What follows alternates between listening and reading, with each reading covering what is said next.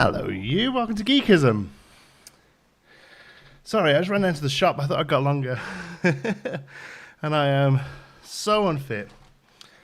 Just realised I hadn't eaten today, and the fridge is bare until I go grocery shopping later. Nice street for work. Hey, Foundation Afro. Hey, Jordan. Guten Tag, du. I assume that's hello, you in German. Hello, you, Samuel. How's it going? Matthew, hello. Watching from the sun. What's it like here today? Oh, it's miserable. Oh, Jesus, I can't open my bag of chips.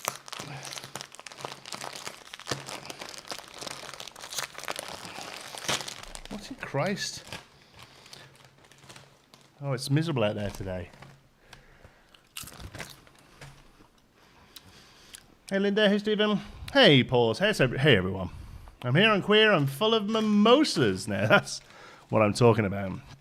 That is how we watch a live stream. Hey, it's my first time catching. Hey, Wondero, welcome. How are you? I'm good, thank you. I'm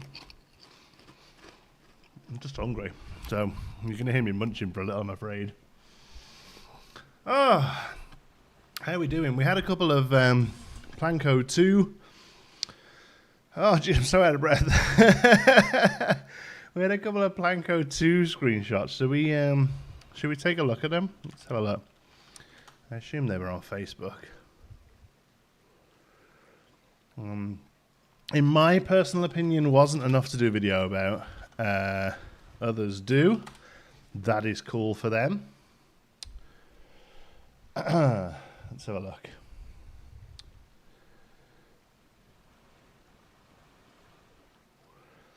All right, here's one of them. Let's zoom it in. Yep. All right. Hey, Pixel. Platypus, guess those chips are noisy. Yeah, sorry. Ow. Hello from my vacation in St. Louis. Louis? Never sure with that word. But hello. I hope you're having a fantastic vacation. All right, let's talk about this then. So, this was shown, I don't know, yesterday, day before. The restraints. Everyone's moaning about the restraints. You need to not let yourself care about the restraints. They look very accurate as far as like physically what they look like. They look good. That's what this model has restraints that look like. They're good. This was a bit of a PR slip for me personally. I don't think they should have had this coaster so front and central. Okay.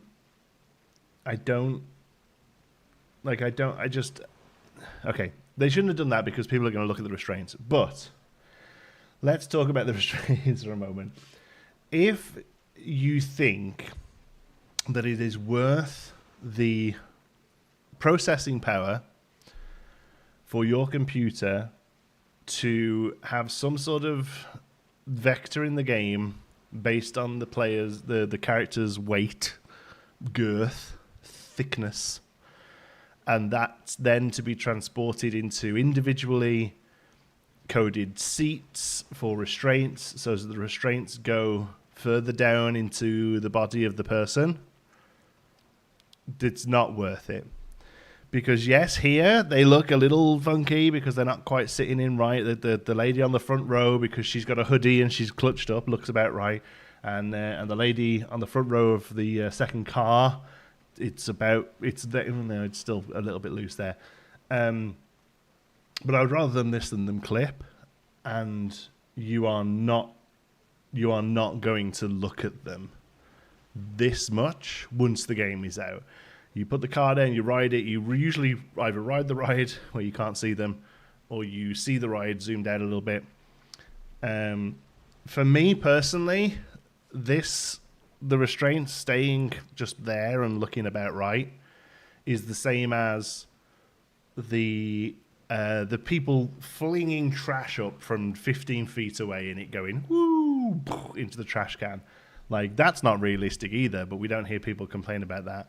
It's because video games have to have certain contentions. They have to have certain breakpoints where it isn't worth the cost, the physical cost, the actual cost of having it be developed, but also the processing cost of these things. So it's fine. Do I think they should have released an image when we're all desperate for new images that really focuses on this slight issue? No, I think that was a miss. But I don't mind that these things don't sit exactly where they should, because I don't think it's worth the extra work and effort that comes with it. This is my opinion, man. I'm also not that much of a coaster guy. Like, if I was super into the coasters, it would probably be something that bothered me more. But I'm much bigger picture. Like, I want to see all these little elements work together to make a cool diorama, to make a cool vignette. The realistic nature of the roller coasters isn't something that fusses me too much.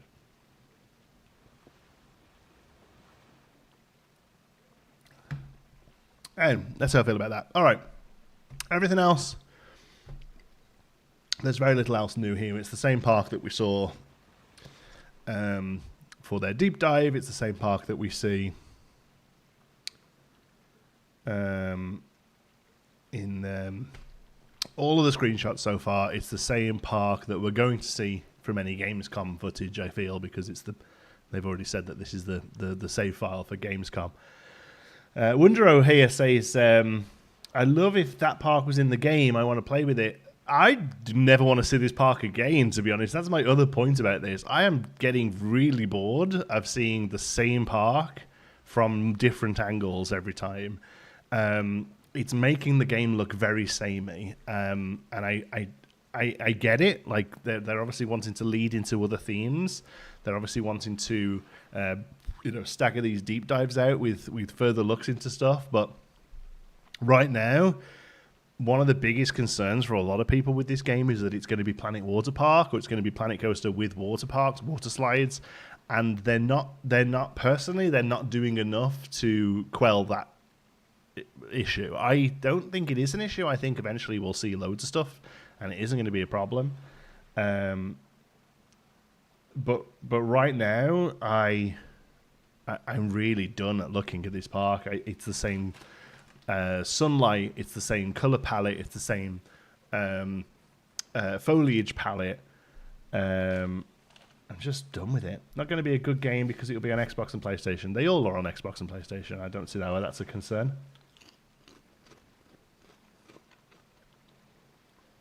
Yes, pause games. That's a great way of putting it. Far too many other things that aren't realistic. I don't see how restraints are taking such a point online. It's never supposed to be a fully realistic sim. Yes, I 100% agree with that. The only thing I will say is that don't do a screenshot that just really focuses on, and that's the only new thing in this screenshot, I believe, other than Chief Beef, who is over here.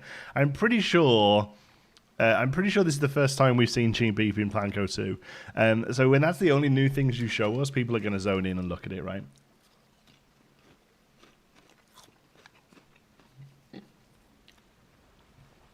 Obviously, to give you a copy, John, since you can have another part to show off. I mean, sure, I'll take it. But I don't know. Just show us some different stuff. Show us a few bits of scenery. Show us different... It's just little things like path textures. Show us a different grass texture. Show us a few different plants. Show us a park that isn't, in this very tropical area that this... Or very well-sunned area that this one is, Yeah, Gulpy. We had seen Gulpy. Yeah, we'd seen Gulpy and other stuff. I think that was the first time we've seen Chief Beef down on the road, though.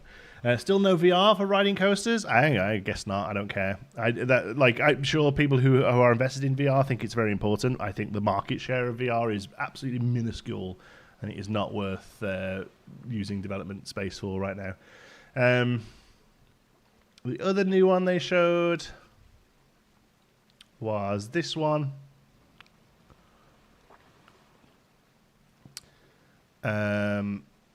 Again,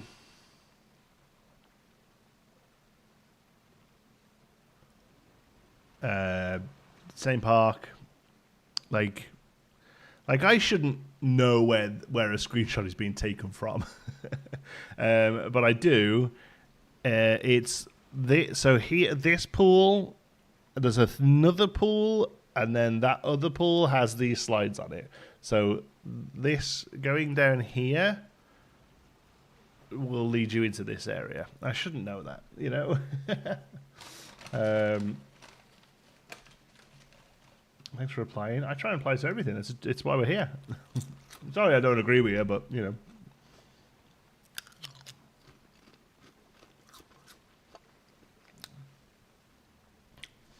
Why are some guests near the water raising their hands? Chairs and in water? Not sure what you mean by that. Oh, there. He's just... he's probably just giving it one of them. You know, I wouldn't worry about that too much. Why do the kids have armbands? Again, if it's that kid's younger. My kid doesn't wear armbands, and he looks around that kid's age. There's no babies in the game, you know.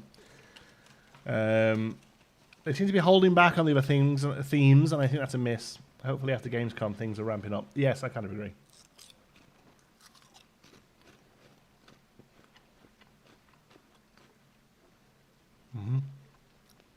I hope that game weather can replicate the grey sadness of a rainy day in a low-budget theme park. Absolutely. That bars look like half the peeps would fly out of the ride. Hey, this side up, I suggest you scroll back 5 minutes and hear why that doesn't matter.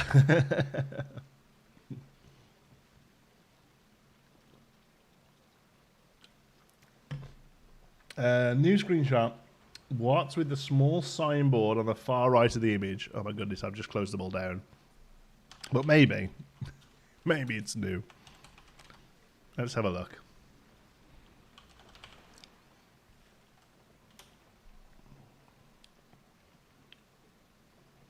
New as in this one? What is with the small signboard on the far right of the image? The small signboard. On the new screenshot. Small signboard. That thing that says, like, towels.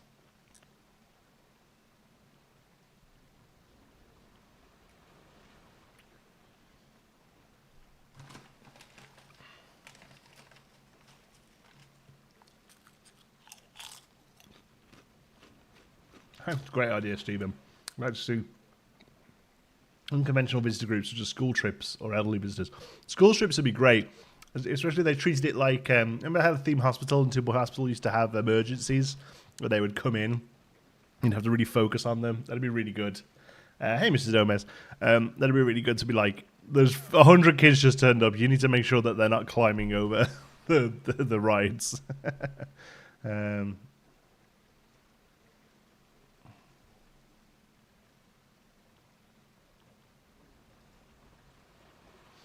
Yeah. All right, cool. That's enough of that. Small thing there. I've not seen it before, but maybe it has something overlooked before. Light coloured in the midst of the dark colours, it stands out. Yeah, I think it's just a sign that says, like, you can put it up. It's just a sign. Like, yeah. I think we've seen it in the background of some others, but yeah, I don't think it's anything crazy. By the way, Frontier makes 2 favourite games, Planko and F1 Manager. Oh, nice. I'm glad you enjoy F1 Manager. It's not my thing at all, but I'm glad you dig it. Okay, we're going to be carrying on with this area today. Which is our Rapids ride in Planko. Guten Morgen. Why is everyone who's not German speaking German at me today? Have I missed something? Did they finally win? Save. It's just no. I think our graphics are a bit high. I'm gonna knock them down a little. It might help. What have you not seen that you're most hoping for that's added? I want to see... I just want to see better versions of dark rides and water rides, actually. I don't necessarily need a new thing. Like, there's lots of new things I would like. Midway and parades and all that kind of stuff. But honestly, I would like to see what their plan is with water rides and dark rides this set.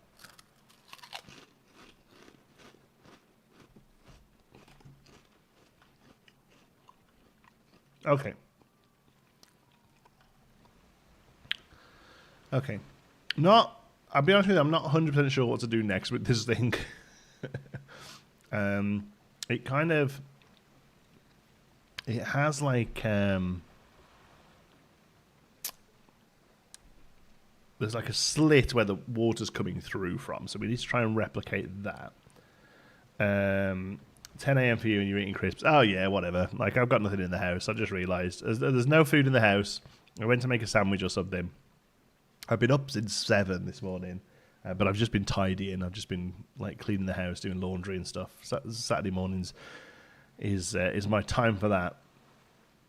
And I was like, oh, I just sat down to stream, and plan is to stream for like 3 hours, so I'll stream through lunch. I was like, oh, I need to get something in me, else I'm just going to be not being able to stream. So I ran. There's a.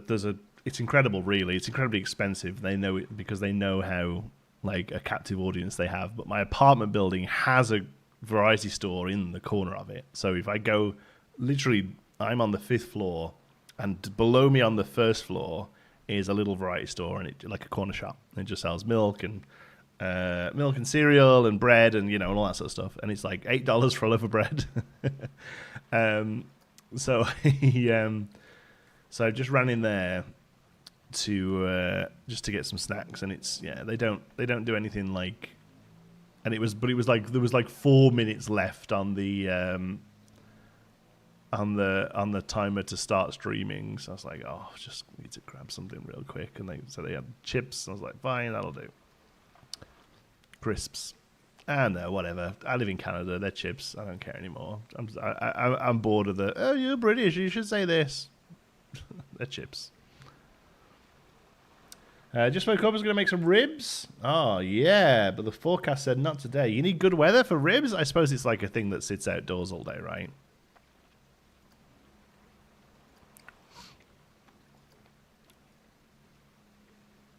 Smoke some ribs. America! Even just seeing that lighting has improved gives me hope for much better dark roads. Yeah. I didn't really hate the because they actually implemented that thing, didn't they? The time machine thing where you could just make it go dark when you went inside, and that was like fine. I don't know. I just like to see better track rides, better options, more scenery options for inside. I would love to see like I'm happy for them to have animatronics like they did in this set, but do you know what I'd love to see? Rather than like an inflated piece count of like, here's 10 different animatronics, it's just the same guy doing different things. Give me an animatronic, let me put him down, and from a scroll menu, let me pick what he's doing. You know what I mean?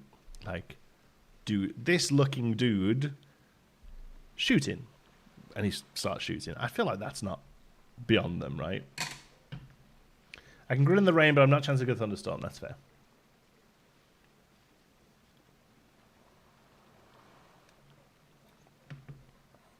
The waterfall columns are a custom-made version of the spooky wall, and you will save on peas count. Don't have too many peas.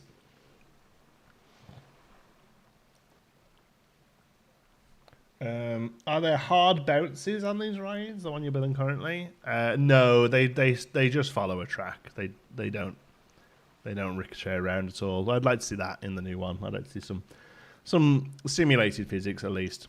Going to a park called Del Grossos today for the first time. Really hope it doesn't rain. I'm not optimistic. Is there anything you refuse to use the Canadian term for? Absolutely not, no. There's a couple that I struggle with, like remembering. For some reason, I really struggle to say cart for shopping carts. That's the only one I've really found. And like I'll use the British term, it doesn't matter, it doesn't bother me, but like I try and use the Canadian term for my son because to all intents and purposes he's, a Canadian. Well, he is Canadian, he has Canadian citizenship. But like, he's growing up as a Canadian. So I try and use the terms for him. And yeah, for some reason I like shopping cart is really tricky for me to stick in my head for some reason. I always say trolley. That's probably the only real one, though. It'd be cool if you could add drops to animatronics, props to animatronics, so base animation you could swap. I mean, that'd be really great. But I would settle for here's what the guy looks like. You decide what he does. Like customizable animatronics would be fantastic. I will settle for less.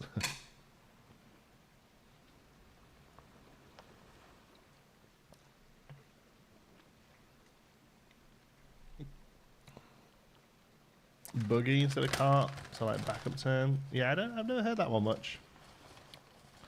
There's Canadian terms I refuse to say, and I'm Canadian. Like what?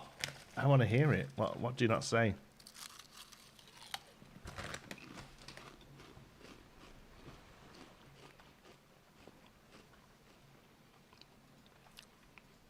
I'm glad girth is important to you this side up, and I'm glad that you're comfortable saying that. I will never girth shame. What are we going to do here? We're here, yellow. We're going to go and have a look at these plants for a second. Ooh-wee. Oh, look, the graveyard. Looney, Tooney, and Took. Okay. I don't mind Looney and Tooney. It's quite cute. Took is what I kind of struggle with. Yeah, it's just a hat or a beanie. Yeah, Took is one I don't. It's not that I refuse to say it. It's just one that just isn't in my brain. You know what I mean? Just doesn't sit there well. Has anyone thought you could sink a track right into the ground and build a float on top for parades? Absolutely. Honestly, I'm not joking about this. As soon as I saw you attach scenery to roller coasters, it was the first thing I thought of. The first thing I thought of was like, I'm going to sink a track right into the path and make a parade, even if they don't give me the option. Yeah, and yeah, a lot of people have done that already with the car rides, right? They'll run a car ride under a highway, so you can make it look like there's cars on it.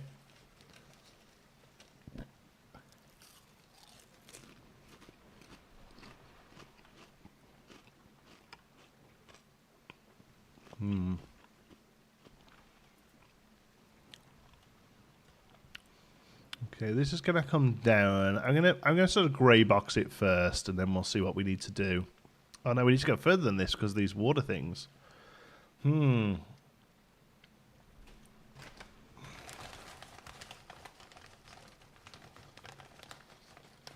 you think patch covers are something that'll work in the sequel? Or will the new pathing system eliminate the need? Oh, path covers? Just started attempting to use covers, and it's a learning curve for sure. Yeah, I don't think we'll need path covers from now on, unless there's like a really specific pattern that you want that the game doesn't provide.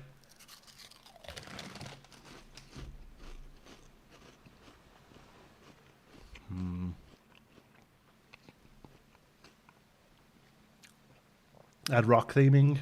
Yes, I think that's what we need to do.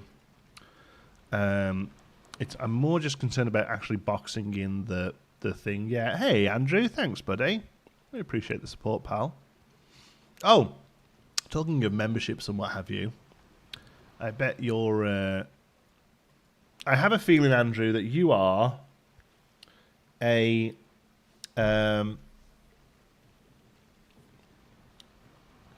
dropout subscriber. I subscribed to Dropout yesterday. I've been putting it off for an age because I do enjoy all of their stuff. I don't know why. I feel like that's your sort of thing.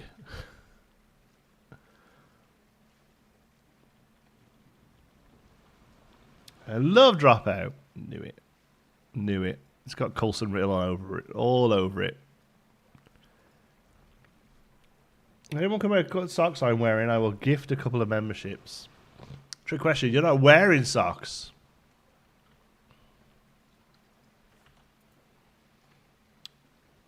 You're wearing pantyhose, don't try and deny it. Started a few months ago. Tom recommended it to me. Tom Crosby? Yeah, he's a dropout guy. Just tell, there's a type.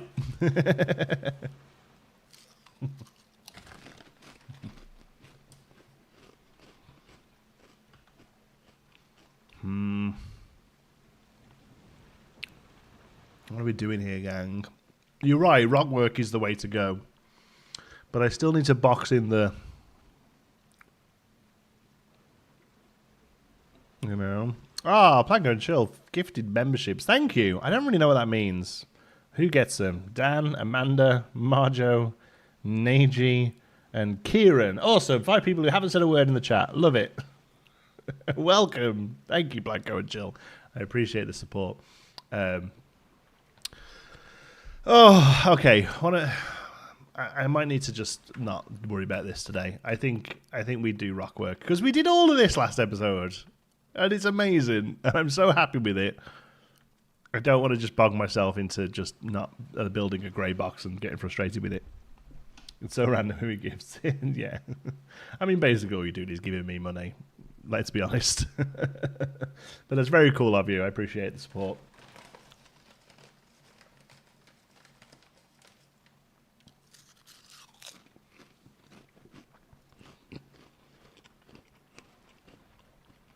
Okay. Oh, Planko Show becomes his own one as well. Isn't it weird that it doesn't even give you your own one? Thanks, pal. Very generous. And, you know, now is the time to do it as well, I think, because we're streaming every week. You get a funky name and you get little geekism emojis and stuff. And I think I can do posts for you guys as well. I should start doing that sort of stuff.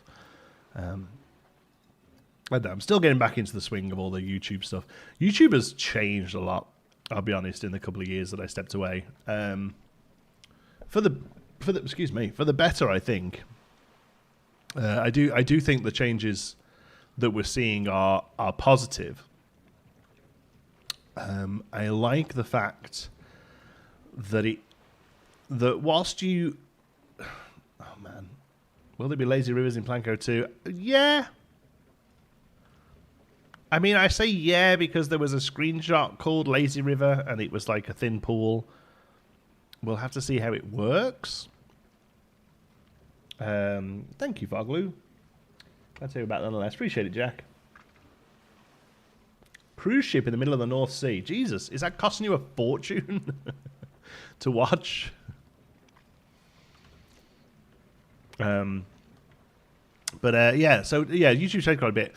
Whilst it's still, I gotta be careful how I word this because I don't want to like upset anybody or call anybody else. I used to, well, everyone used to have to really do the YouTube grind if you wanted to see growth.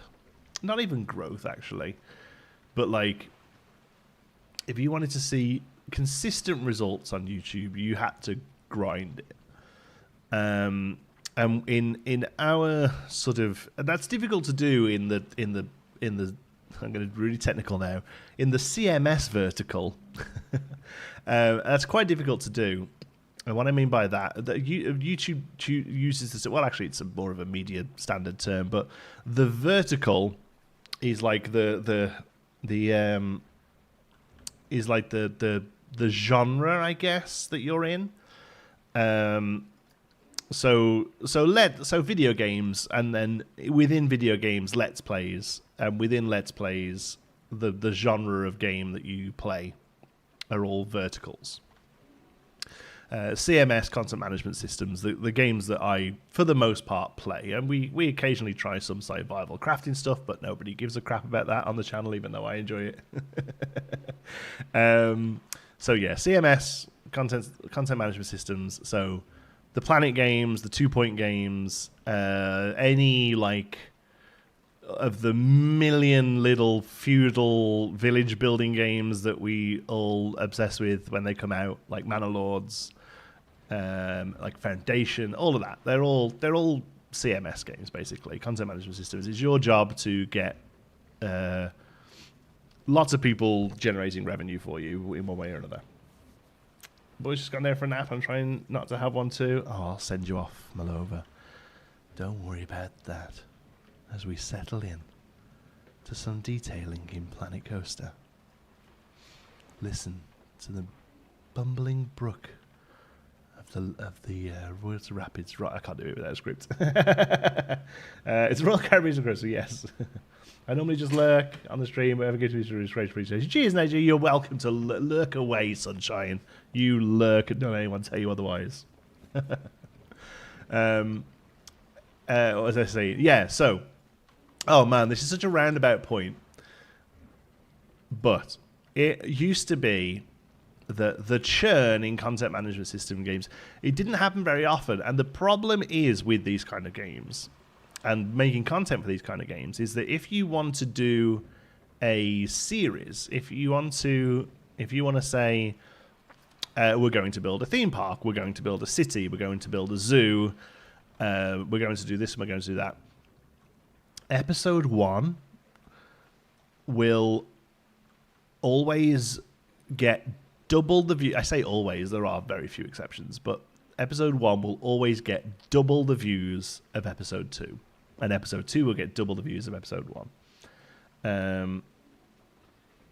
So, like, and that's just how it goes, right? Part 1 of any of these series will always do better, you know? So it's fine.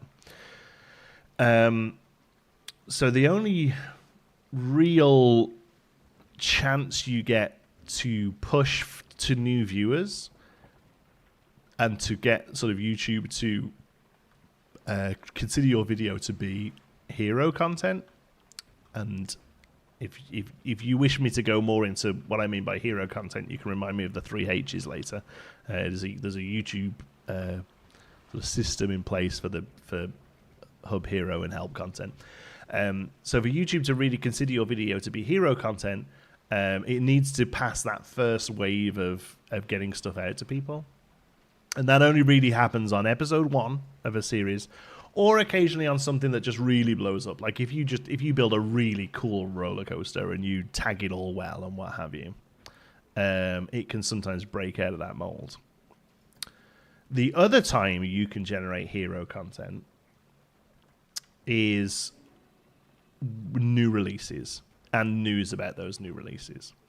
So I was having a look, and I wasn't as bad as I remember being, honestly, but I put a lot of content out with when there was new releases for Planco and Planet Zoo. Like I would do videos on screenshots and stuff. And I don't feel like you need to do it as much as you used to have to. I think the YouTube algorithm genuinely has improved, so that isn't as much of a necessity. Saying that, I haven't seen a huge amount of growth from the Planet Coaster 2 initial sort of wave of interest. But I don't think any content creator in our vertical has really. So, like, I'm not too worried. Not that I need growth. Like I say, I'm not really chasing the numbers anymore. I've been there, done that, stressed me out, gave me a bit of a mental breakdown. We're over it. So, yeah. Anyway, all that goes to say that I'm only really going to be producing Planet Coaster 2 news content when I feel like there is stuff to talk about. And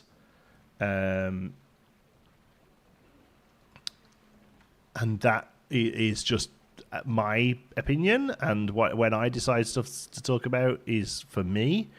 And if anyone else feels like they can talk about stuff more, then that's great. I hope that makes sense.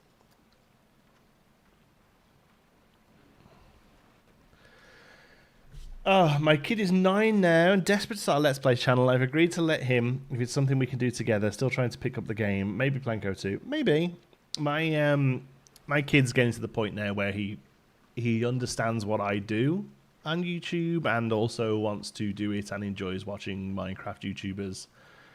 And I maybe foolishly showed him, I don't know if anyone here remembers, but years ago now, a friend of mine, or friends of mine, Sam and Ian, they have a little boy called Charlie, who was about Xander's age at the time, I think, and was obsessed with Minecraft YouTube. And he came round and we did a Minecraft video. There's only one Minecraft video on my channel now, I think, and it's that one. It's him coming out and hanging out and playing YouTube. And I showed that to Xander, and he thought it was great. He knows Charlie, who's now like a 15-year-old kid. Will you do an Interarea to the Thunderer? Will you do an Interarea to the Thundera state? I am sorry, Pixel Platypus. That sentence is giving me a stroke. I have no idea what you mean. I'm sorry. I understand station. Yeah, so like Charlie's like a 15-year-old now or something ridiculous.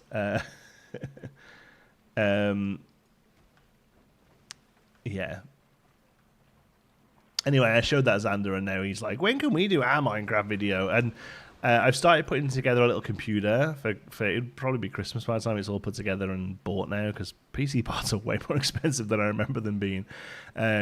So I got him he got a desk for his birthday the other week, and I said to him, I said, this is a desk and you can do drawing and stuff, and you've got your iPad or whatever.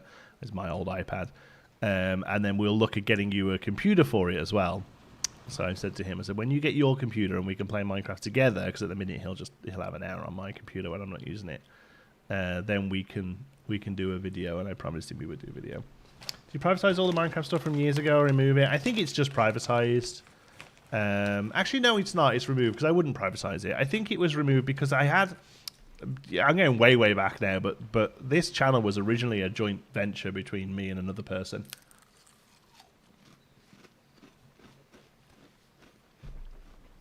Interior.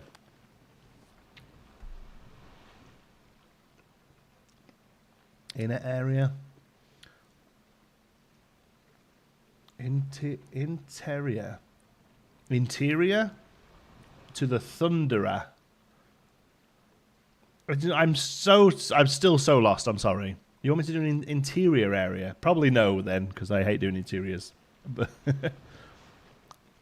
you privatize all the So yeah, it was originally a joint venture between me and somebody else. So a lot of the older stuff was taken down during that changeover from one to another.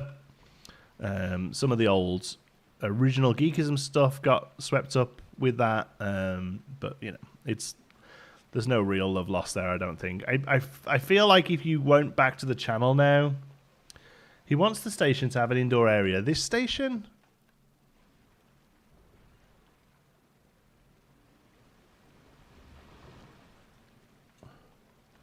I don't know, like, no, it's meant to be like just like an open space.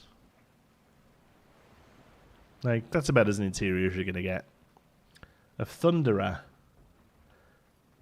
The Thunderer. Thunderer. Oh, that's the name of the Woody. I'd completely forgot that the Woody was called Thunderer. I'm sorry. Thunderer. Thunderer. There's no Thunderer. We're not cool kids here. Thunderer. An interior to the state. No. What's it look like? Oh, God. No, that's fine. No. That's a historical artifact of OG Blanco. We finally got our son for his PC for his 9th birthday, bought all the parts and made him build it. But that's awesome. So yeah, I'm basically doing the same. It was Xander's 7th, but he doesn't have. He has a Switch at his mum's, but doesn't have anything here. So I was like, I'll get him a little PC. Yeah. And yeah, I'm gonna. It's both. So it's okay. I'm so sorry. I'm not calling you out on the spelling. I genuinely didn't know what you were talking about. One, it was spelt wrong, but more importantly, I just forgot that was what the Woody was called. Thoughts on weather coming to Planco 2? Great. It's very much a Shrug Bandit. Yeah, let's go weather. Love the weather. All the weathers. Cool. We'll play around with it for a bit for screenshots and then turn it off, just like I did with Planet Zoo. Oh, look, it looks really cool when it rains. Also, can't see anything. And YouTube compression screws it. That was for what it lasted.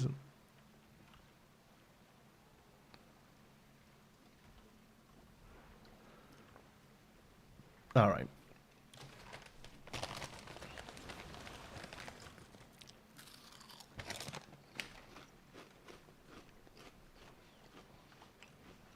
No.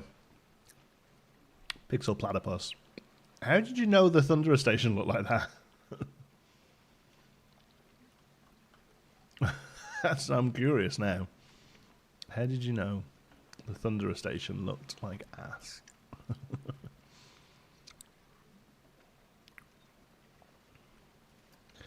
Friend of mine used the term, he really screwed the pooch the other day.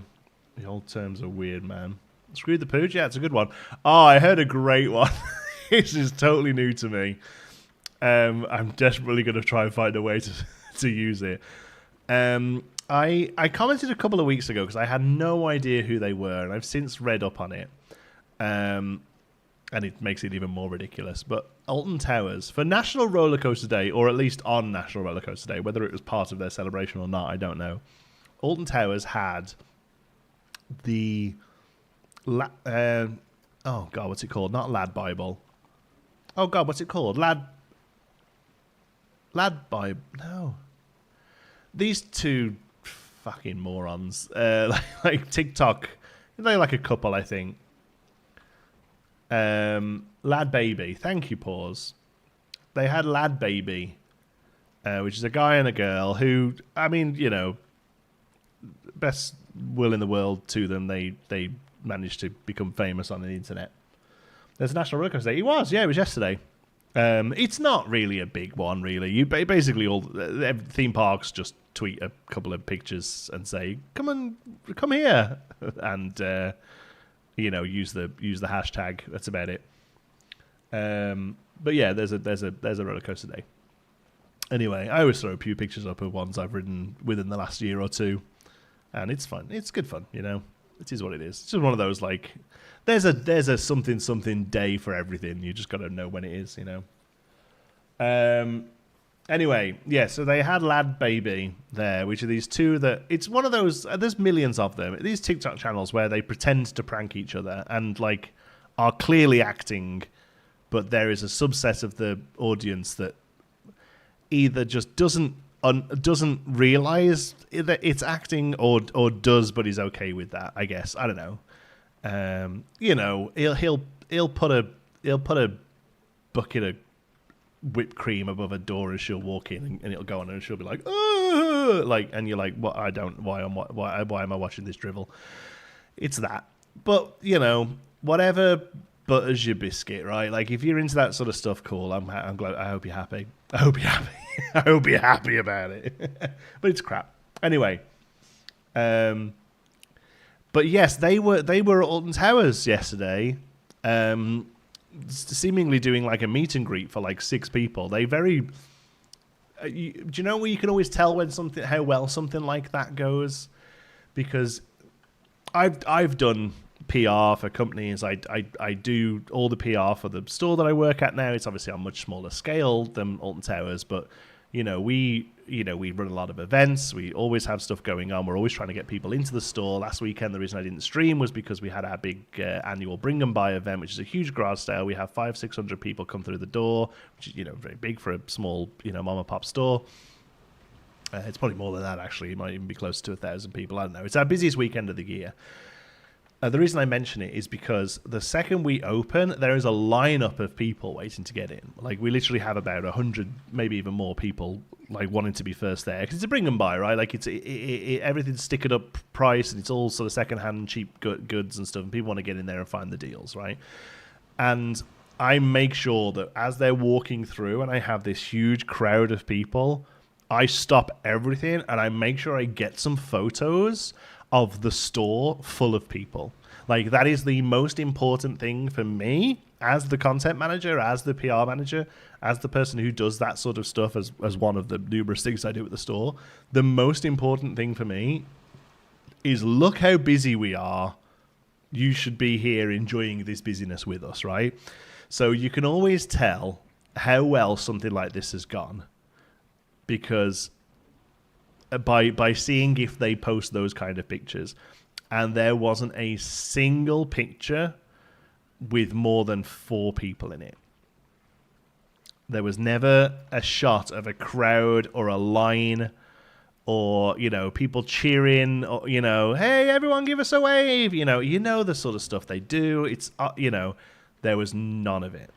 So that's how you know how well it went.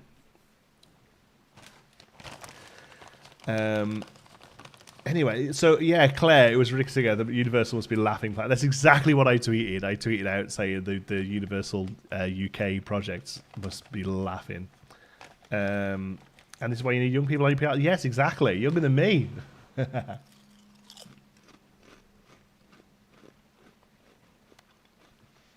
only way they're busy because they're taking their moment. Yeah, couldn't even show me a lineup of the people waiting in line for the mine train. They showed a video of the mine train going out the station, and then it was just a camera pointing at the two lad babies,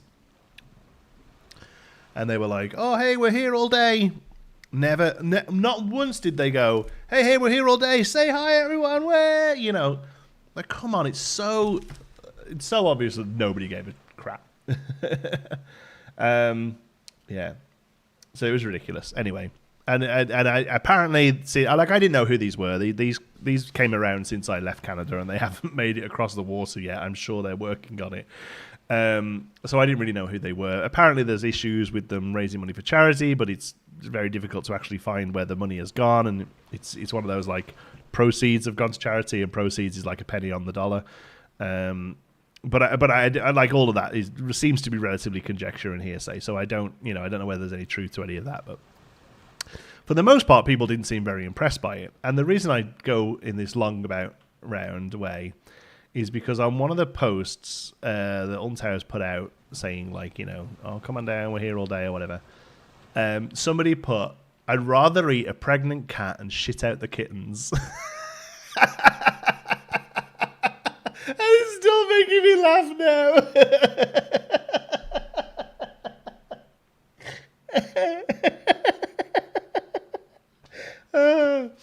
Anyway, that was it. That was the new one I'd never heard before. But it absolutely wiped me out when I read it. And now I'm desperately trying to find something that somebody's invited me to or wants me to do, and I can just be like, "I'd rather eat a pregnant cat."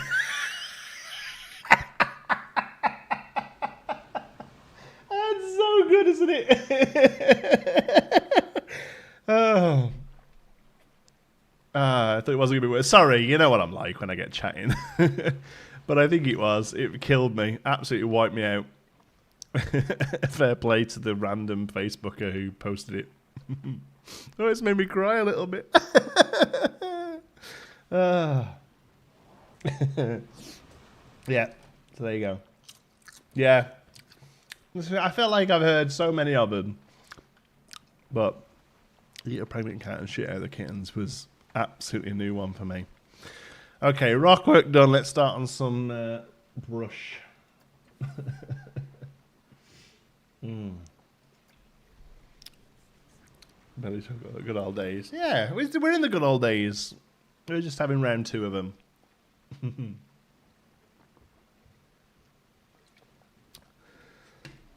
Oh, it genuinely made me cry a little bit. And I've said it to myself maybe 50 times since I saw it yesterday. But saying it, I was on my own. I've not been well the last couple of days, to be honest. I had a bit of a tummy bug. So I've just been home alone, playing Plankos in between shivers, in between shivering fits. So I haven't really spoke to a human for a couple of days. That might be why I'm perhaps slightly... eccentric today? I don't know. But yeah, it was the first time I've said it out loud. A revival, yeah. Don't call it a comeback.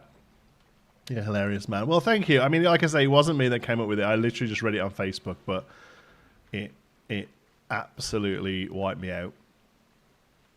A bug. Yeah. Is that an Americanism that I've picked up? Like a stomach bug? Like... Would you want to spell it out? I've shat through the eye of a needle for 3 days. Is that what you want to hear? Like, it's like emptying an old radiator. Like, what do you want from me? I have to ask, are you from the Midlands? I'm from Leicester. Your accent sounds suspiciously familiar. I am Lizzie, yeah. I'm from Cannock. Cannock, Staffordshire, technically. So just north of the Midlands, but like, yeah, like on the cusp. Yeah, I if anyone if anyone here asks where I'm from, I'll be honest with you, I say Birmingham because I spent a lot of time there when I was younger, and it's the closest place anyone's heard of. But I had the same bug. Trips to the restroom are very interesting all 4 times a day. Oh, man, yeah, and some. 4 times an hour on the first day. Jesus, empty myself. I was like, no, you don't say Birmingham. Birmingham. Now, you have to remember as well, though, is that through years of... So I moved around a lot. I'm originally from Hensford, Cannock, and I lived there until my early 20s. But then I moved to Liverpool, and I spent the best part, more than a decade in Liverpool. And I certainly didn't pick up that accent at all, but it definitely softened my original accent. And I did some radio work, and and even things like YouTube and stuff. You kind of you try and take the edge off your accent. There are videos of me as a kid where I absolutely am talking like this all the time, like Kevin Turvey. I know Cannock. I'm from Telford, Livingston. Yeah. Birmingham or Wolverhampton, yeah. Here in Canada, Birmingham, and even then, Birmingham, they're like, oh, okay, they've never heard of it. I'll say like, but I lived in Liverpool for a long time, and they know Liverpool. Usually, London and Liverpool are the 2 cities they know.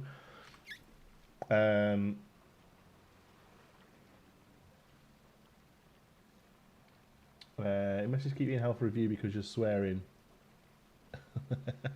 Oh, yes, I'm spamming. I can't even see them. I'm swearing, naughty boy.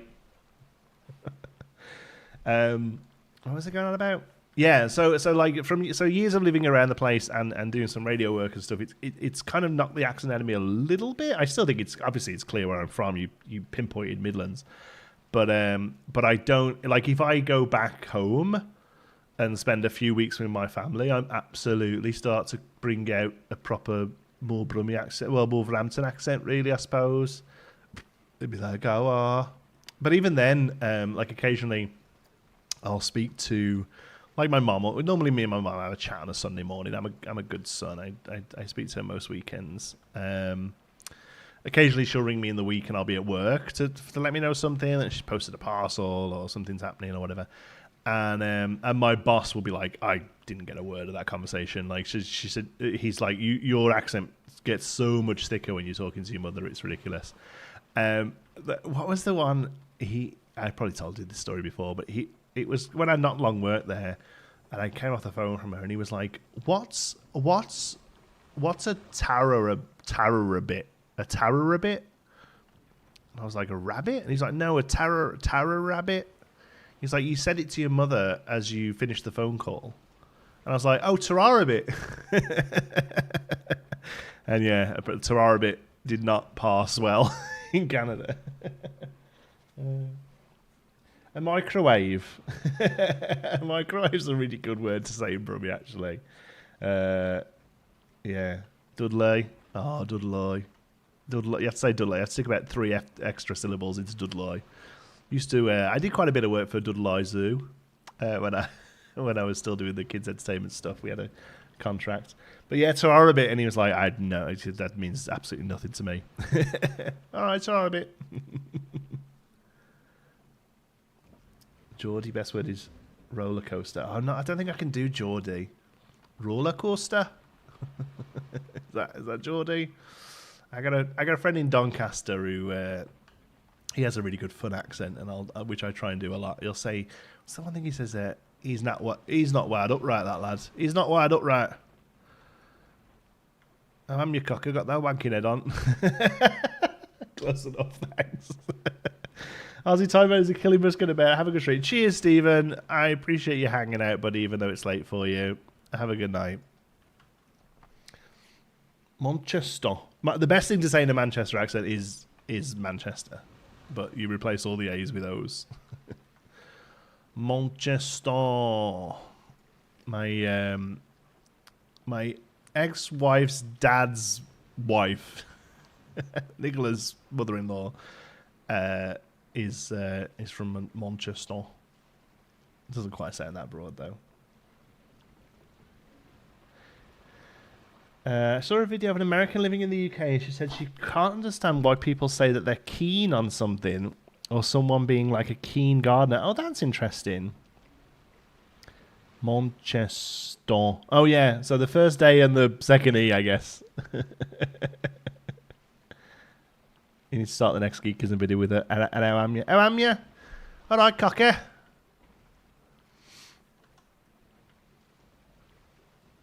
And then I feel like I could do a pretty good Scouse after living there for so long. Again, it's a broad Scouse, but there are people who sound like that, who are, like the Queen. A lot of the older Scouse will call everyone Queen. All right, Queen, how are you, girl? You okay there, sweetheart? All right, Queen. Boston. Do you know what's interesting? That Boston is good, but Boston is broken. And years ago, I was in the Dominican Republic. I'm not showing off. I just was. It was it was a friend's wedding. We'd gone. It was like a good friend. Still talk to him now, actually. In fact, we're having a video call on Tuesday.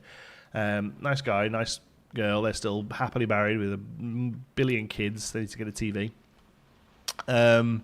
Anyway, yeah, we were at their wedding in Dominican Republic, and we were in one of the bars, and they had a slushy machine, like a slushy machine. That's what they're called. And I was like, oh, I'll have a slushy actually. Drop a vodka in or something. That'd be nice. And he was like, and it was a guy who lived, a Dominican dude, which I can't really do the accent, but he was like, I am sorry, my friend, it is bust. I was like, it's what? He's bust. Apparently there was a guy in the week before from Wolverhampton who had like obviously asked the same question, and the guy had told him it was broken, and he was like, we don't say broken, we say bust. And he'd remembered and randomly said it back to me. I always think of that whenever I hear busting or bust.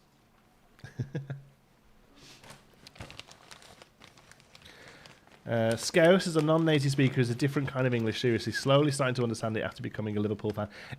Broad Scouse is up there with like Scottish accents and Irish accents as like one of the most difficult to pass, I think. Yeah. Scouse, chicken and some chicken and a can of Coke. Lived in England for 3 years. I find myself using British terms every now and again. Yeah. What are you eating? Salt and vinegar chips. This case, Posh Scouse, bought up, not dragged up. Oh, right. So she got the... does she have the Ringo Starr lilt? Does she have that? Oh, Thomas. No better chip than salt and vinegar. They have dill pickle chips here that are pretty good, but they kind of just taste like salt and vinegar. To be honest, it's just pickle is vinegar basically, right? But yeah, dill pickle chips are pretty good, and they have ketchup chips here all the time, which I can't stand. I know they've been off and on in the UK over the past, but it's a regular one here.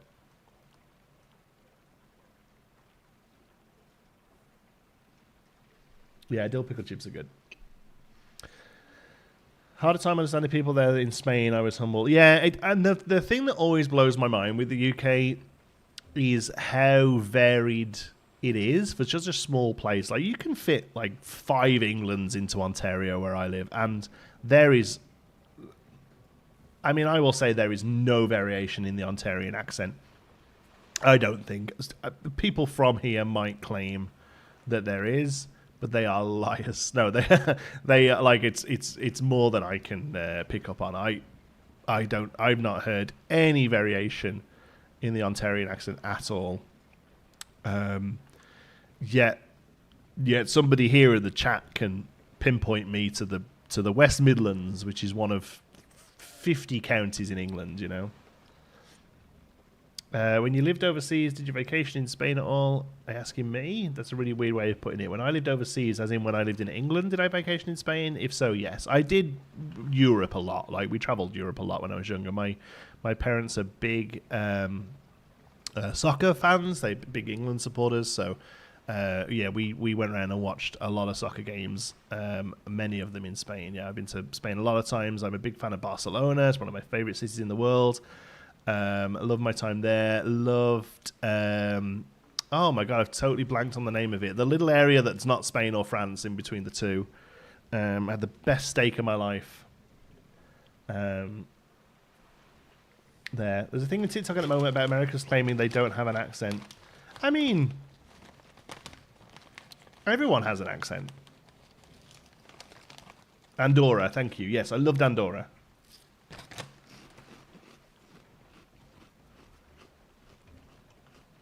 I say I loved Andorra. I loved the one little village in Andorra we stopped at travelling one time. And it was, and I had a really good steak. And I went to Greece and Ireland as a kid to my family. Yeah, loved Greece. Greece was very nice, hospitable. I had really good octopus in Greece.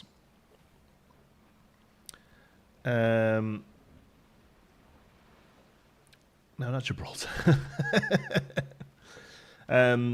Ireland, I only went once. I didn't do much of Ireland or Scotland, honestly. I actually visited Scotland just before we came to Canada because I was like, we've got to go to Scotland before we leave because we'll never go from Canada. So we went and had a long weekend in Edinburgh and it was lovely. And we saw a bit of Glasgow as well and did a couple of locks. Yeah.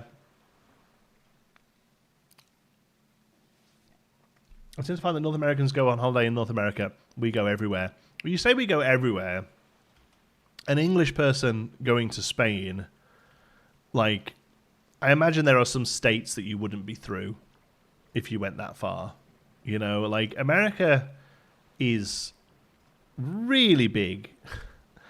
I will say there's a big thing at the moment I saw on Twitter and stuff about how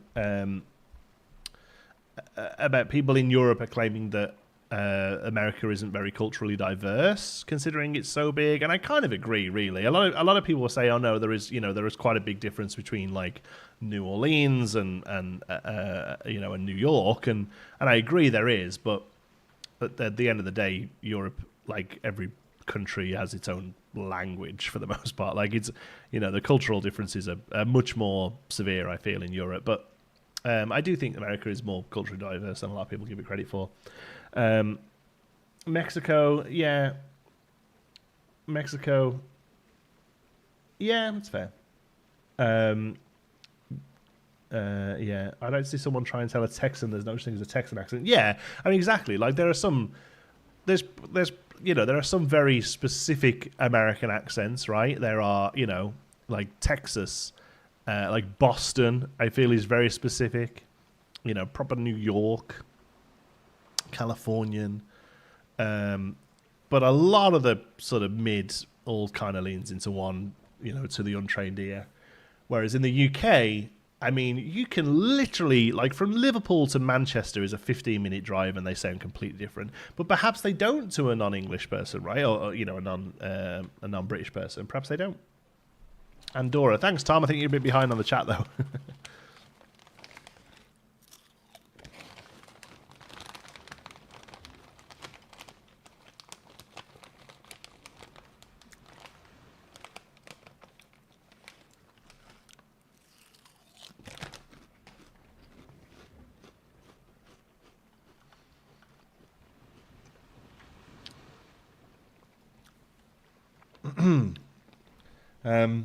The American English is the standard default, and there's no accent. I mean, everyone has an accent.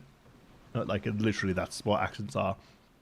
I mean, I would argue that a generic American English probably is the standard, is the default accent of the world, to be honest with you. Like, it's, it's Siri, and it's gas stations, and, like, I kind of get it. Cockney is one of the most known accents for London. Yeah, absolutely.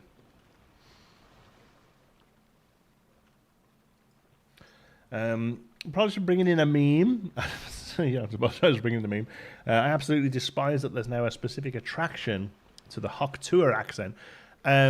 I've not heard that. I mean, I know of the Hawk Tour girl. I mean, I don't mind that sort of, like, I would consider that to be like, you know, that's like a Daisy Duke kind of thing, right? Like, it's quite cute. I don't mind that at all, actually.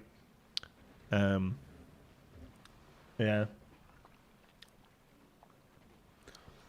Yeah, I don't mind that.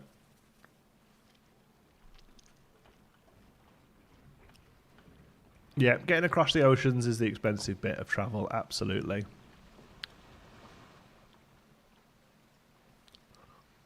Those are a couple of accents. Oh yeah, definitely.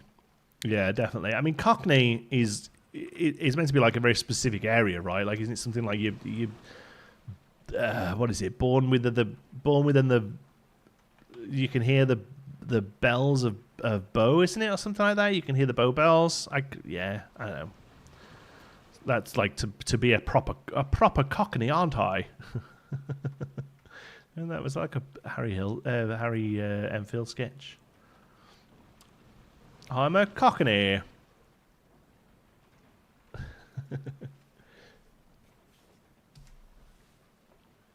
And remove the Wigan. Yeah, you can tone it down, right? Everyone can tone it down, I think.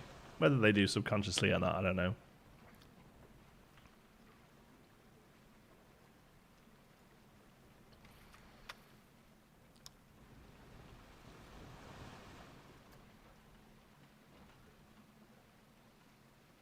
Standard American English is a trained accent from the Midwest. Broadcasters, especially newscasters, are trained to speak Standard American English. That's what most of you hear on US. Yeah, and I think that might be what my argument would be for like the standard. Like, it's the same as it's America's version of received pronunciation, right? Like, even though you hear RP less and less on the TV now. In fact, it's used as a joke now. Really, if you hear RP, the only times you hear RP now are like either in a period piece or yeah, like a skit. Really, I can't think of anyone, like even like a newsreader in the UK that speaks proper RP anymore. You know.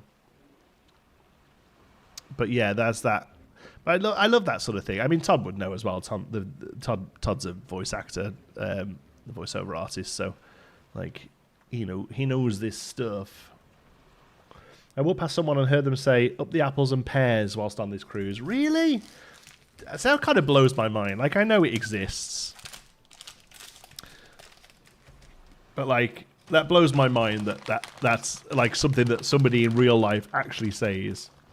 And also, like, the whole point of Cockney rhyming slang is that you don't say the second half. It was used. It was like a thieves' slang. It was like a thieves' cant, and you would know the rhyme, but you wouldn't say the second half of the rhyme. So you would say "up the apples," and then anyone who doesn't understand what you're talking about will never make the connection from apples to stairs. So it's apples and pears, but you don't say the second half. You would say he's up the apples, so as that anyone listening who doesn't understand wouldn't know what they're talking about, you know?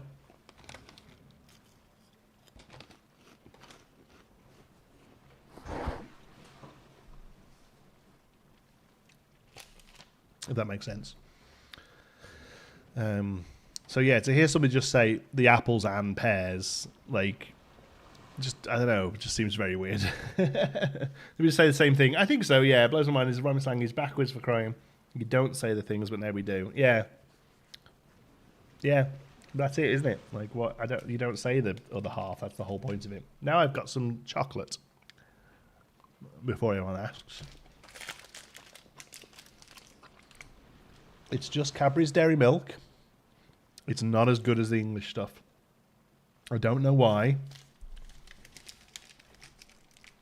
Milk chocolate, milk sugar, cocoa butter, skim milk, whole milk powder, unsweetened chocolate, butter oil, soy lecithin, artificial flavour. I can only assume it's the artificial flavour or maybe the type of milk. I don't know. It doesn't say the same. Did you bring enough chocolate for all of us? Yes, I did. It's right here. Made by Hershey's. Well, yeah. Let's see.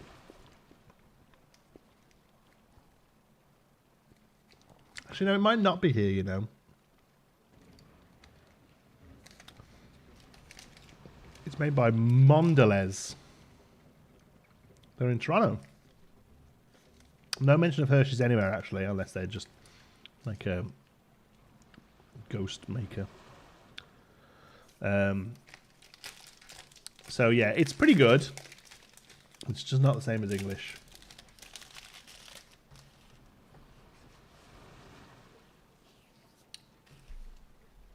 Yeah, I've heard a thing about there's something. Are you in the part of Canada that has bag milk? I am, yes. I don't buy it, but yes, you can buy bag milk here.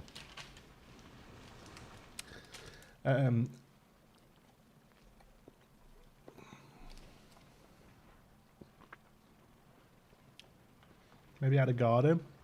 Here, no, I think this just needs to be very unmanaged bracken. Like staff aren't getting up to this, so we need to have it as an unmanaged area. That is disgusting. What is? Something to do with the cocoa levels. Yeah, no, there's something in fly in the house, bugging me. There's something in American chocolate that to a European palate tastes like sick. And it was something to do with the original process, something they used in it. But to the point where now it's so like it's what the American palate wishes for, that they manufacture it and generate it. Bagged milk, there's nothing wrong with it. What's wrong with it? It's a plastic tub of milk. It's just the plastic tub is thin enough for it to be referred to as a bag. I don't really see the problem. It's meant to reduce plastic waste. Butric acid. Thank you, Lizzie. That sounds good enough for me. I'll believe you. I think you're right. Yeah, I'm sure you know you're right. Yeah. And it's for some reason it was used. I don't know if it kept the milk longer or something. But and now they actually add it in, and it tastes gross. I can't eat the stuff. So this is the closest I found. This is available from stores here, and it's pretty good. But you can go to like British import stores, or even Walmart has a little British import section, and buy the proper stuff. Proper stuff as in imported from the UK, and it's much, much better. But it's very expensive.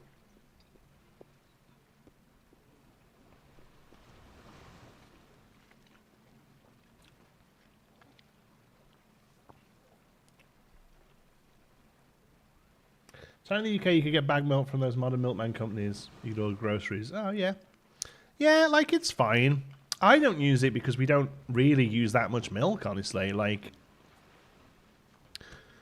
Xander has a bowl of cereal, and I have cups of tea. And that's it. I don't really use much milk day to day, so I don't. The problem with the bag milk is you buy a big bag, and inside that big bag are like 3-litre bags. I just don't go through the stuff quick enough to warrant it, so I just buy like a carton, and it does me. Modern milkman companies. Yeah, I kind of half remember those, I feel. I remember the milkman still being a thing, and you being able to order like bread and eggs and stuff. I'm pretty sure my grandma did that for a bit.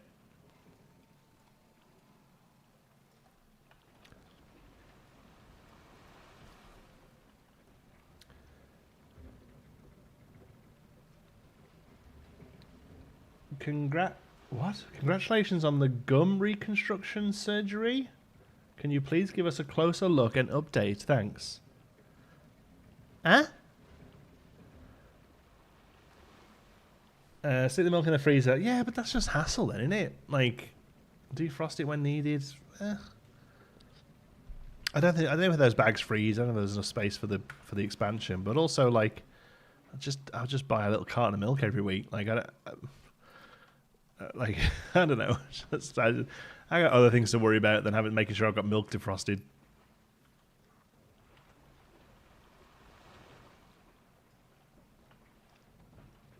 If I recall, with bag milk, you put it inside a plastic jug, that has a spout that pierces the bag. Yeah, most of the jugs are it's just a jug, and you put the bag in and cut the corner off. I suppose there are probably fancier ones that will have like a little thing that sticks into the bag. But yeah, most people it's just like a jug like that, and the bag just sits in. You cut the corner off. Mr. Ron, thanks for Joel. Thanks, Todd. Appreciate it, buddy. Must be the weirdest bot ever, right? It's so niche.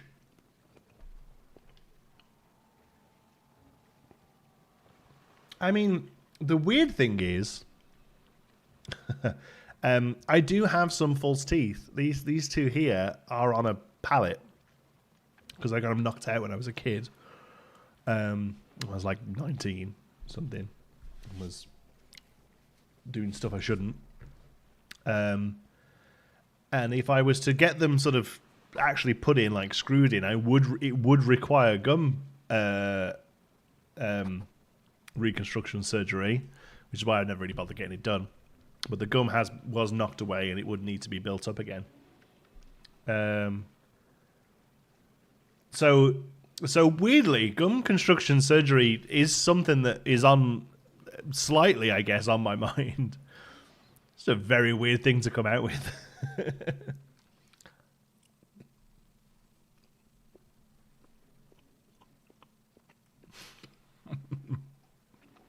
Give the people what they want. Get your gums out for the lads.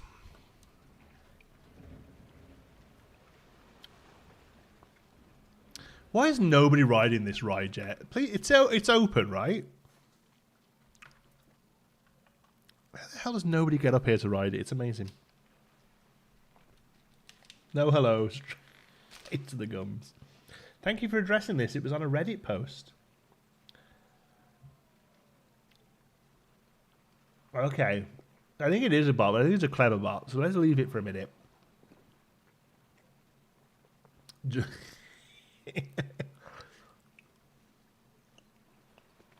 Gum conspiracy. Oh, yeah. We're getting into the real geekism deep dives now.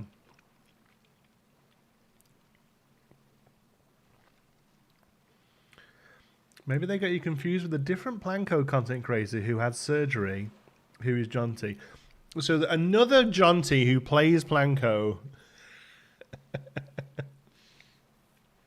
and's got his teeth knocked out.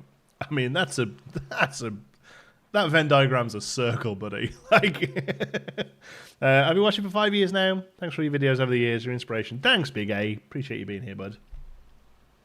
I often find Americans make tea with off-the-boil water like coffee, which makes it bitter.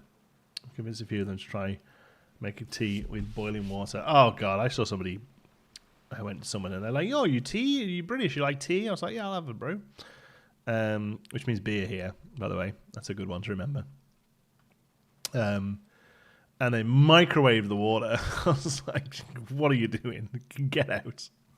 I don't care, this is your house. Get out."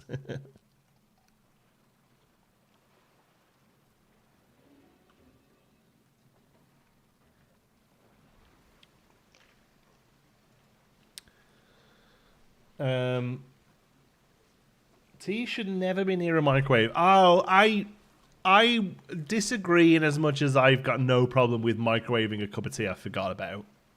Honestly, I know that some people that's really frowned upon, but I have no problem because the amount of times I make a cup of tea and then just don't drink it and find it an hour later, I have no problems with warming that bad boy up. But during the production process, no, it doesn't go anywhere near a microwave. Oh, what was the deleted message? Hold on, I was enjoying it. Thank you, Andrew, for doing your job. But, can you please tell us more about the gum and gob reconstruction and bloating? I'm from India. Amazing. The gob reconstruction. I mean...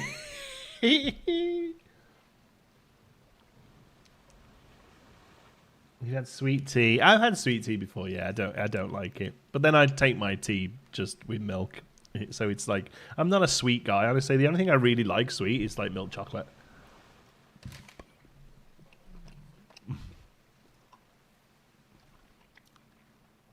I'm sorry it's so egregious to you, Matthew. Just bear in mind that it's not your cup of tea I'm microwaving, it's mine. So it shouldn't really bother you, should it? I can't take the timer back. Oh, it's okay. Sad rock. I forgot about sad rock. What was sad rock from?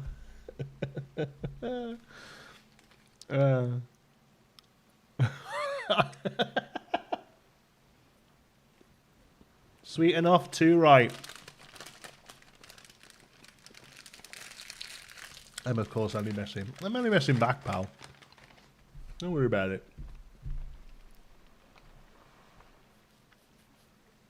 No sugar in tea. It's not needed.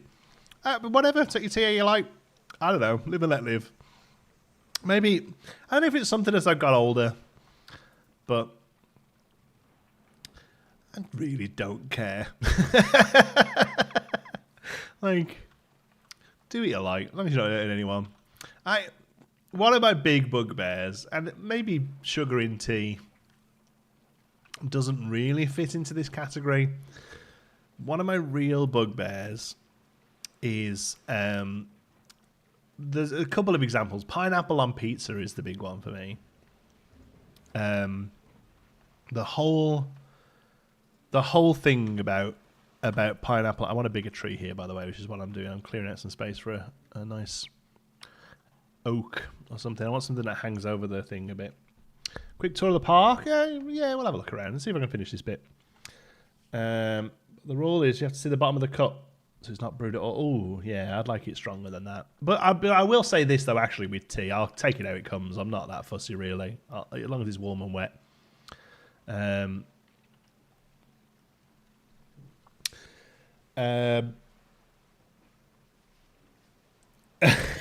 Your cup of tea, but that's like saying it's okay to microwave your hamster because it's your hamster. I feel like the fact that the tea has no nerve endings is the only real difference. Pineapple on pizza, yes. Pineapple adds to sweetness and ham and breading, so good. Yeah, okay. So sorry, I realised that I cut off my point. My point about pineapple on pizza is not whether it's nice, whether it's something that should happen. I personally don't enjoy it. I don't really like sweet things with meat. I'm not like a pork and apple fan, or cranberries with turkey, that kind of thing. I don't really enjoy the taste of fruit and meat together. My issue with pineapple on pizza is I don't know why people pretend they care. I don't understand why it's this thing that, like, it's not as simple as, oh, I personally don't like it. It's this, oh no, it's a travesty. Oh, anyone who does it is evil or weird or whatever. Like, you don't care. You don't. Stop pretending you care whether people like pineapple on pizza. You don't care. Stop using that as a, like, weird replacement for a personality, I guess. Yes. Why is it a point of huge exactly? But I'd go one further than why is it a point of huge contention. It isn't. People pretend it is. I don't understand why. I don't understand why people pretend they care, because they don't care.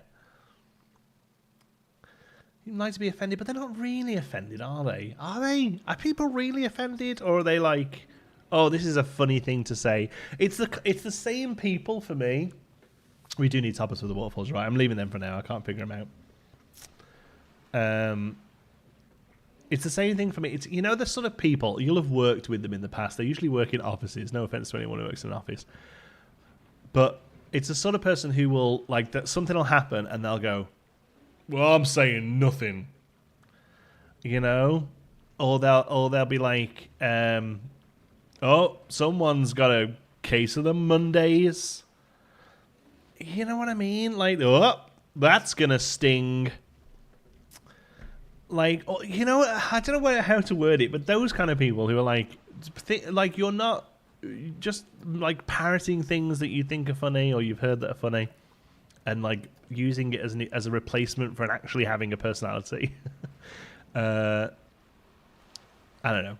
I find it infuriating, and they're the sort of people who are like, oh, pineapple on pizza. Oh my god, lock this person up. Oh well, like, oh man, get a grip.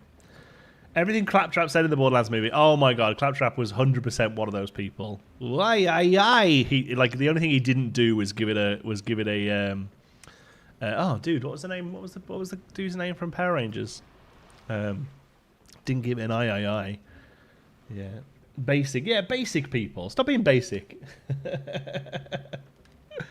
Yeah. Just be funny, but don't like try and be funny, I guess. I don't know. I don't know what I'm talking about. I'm off on one now. The other one that really annoys me randomly is Die Hard being a Christmas movie. It very much has the same vibe as Pineapple on Pizza. Like, is Die Hard a Christmas movie? Who gives a shit? Stop pretending. Alpha, yeah, there you go, Alpha, thank you. Stop pretending you care. Alpha 5, specifically 5, okay, there you go. But it is a Christmas movie. So what? So what? You think it's a Christmas movie? Cool. I personally do. I watch it at Christmas. There are Christmassy elements to it. But it doesn't matter. Stop pretending you care that it matters, because it doesn't, and you know it doesn't. Find something more interesting and new to talk about. I did not know that off the top of my head. I do not believe that for a second. I'm surprised I couldn't come up with Alpha. I should have known that. Not that I'm like a Power Rangers fan or anything. Andrew, is Nightmare Before Christmas a Halloween movie or a Christmas movie? Andrew, I will block you. Cats or dog person? Yeah. All that sort of stuff. Have you been personally attacked by Johnny's Die Hard rant? You may be entitled to compensation. I don't know what it is. I don't know how you would sum it all up, but that for me is more egregious than half the stuff that happens in the world. People with these fake personalities. I will swing the hammer, and like he said, once that hammer starts swinging, it can't be stopped. I was enjoying my conversation with Elle from India regarding my gob reconstruction. Cereal soup is a great one. Yes, that's a really good one. Yeah, that's definitely going to add to the pile of just things that randomly annoy me. And like I say, not whether people agree with me or not isn't the thing that annoys me. The fact that anybody has this conversation is what annoys me. Nightmare Before Christmas movie is a Christmas movie. It starts with Halloween and is over, and Jack gets obsessed with Christmas. Okay. Hot dogs are a sandwich. Oh yeah, hot dogs being a sandwich is a good one. Can you tell us more about the bloat? It's absolutely a highlight of the stream for me so far. That weirdest scam flexes I've ever seen. I mean, yeah, you're right, but weirdly, like it's genuinely something I could have done. I genuinely do need gum reconstruction surgery if I was to ever have these fitted permanently. Like at the minute, it doesn't really bother me. I think attack has to be so. Stop it! No, we don't care. It's not a fun argument. It's not a fun discussion. It's boring and overdone. And it's the conversational equivalent of a BuzzFeed article. Like, stop it.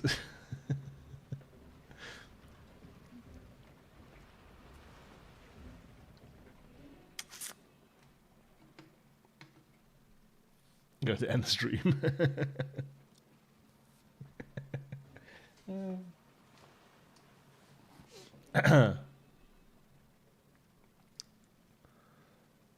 No one talks about their favorite dinosaur anymore. That my kid does. my kid's doing the dinosaur kid phase right now. He's into dinosaurs. Although it's slightly gone off topic at the moment because he's really enjoying Minecraft and starting to like figure out stuff he can do in Minecraft. I'll pick him up from like camp or his mom's at the minute. I guess he's not in school at the moment, and he'll be like, in the car, should we have a chat about things we could do in Minecraft? Conversation streams while I'm here for it. Cheers, Jem. Lurk away, my love. It's all good.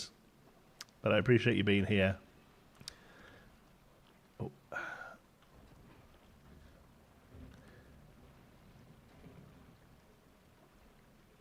Favorite dinosaur, slippery soap, at least to do karate in the basement. Nice. Pouring cups of tea, milking first or last. Oh my god! I kind of wish I hadn't have told you about this button that I have because you are all very, very good at pushing it. Just taking the first steps in playing Minecraft. Isn't it awesome? It's so exciting to see them figure stuff out and just like even just like finding iron and stuff. Like it's just so much fun for them.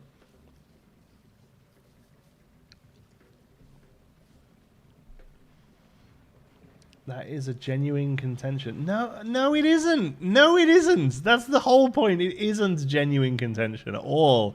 You make your cup of tea how you like to make your cup of tea, or just how you happen to have learned to make it. It doesn't matter.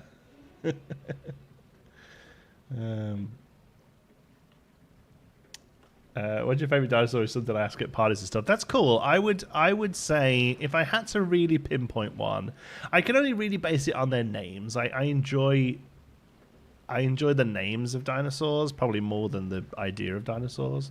Let me think. What's the Ankylocephalosaurus? Is that right? I always quite enjoyed that one because it was a little tricky to spit out. And I also enjoy Diplodocus, which I think is how you're meant to pronounce the one that I for years called Diplodocus. Ankylosaurus. No, it's longer than that. No, I know what I'm thinking. I'm getting them mixed up. Thank you, Jess. I'm getting them mixed up. Pachycephalosaurus. That's my favourite one because it's an absolute mouthful.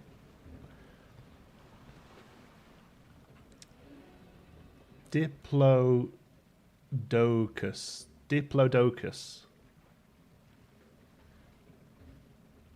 Might be difficult to pronounce my recent gums. Exactly right. I've been in touch with my friend L from India about it. He probably messaged me. He was like, "You need to get rid of that. You need to get rid of that moderator who banned me. I've got an offer for you."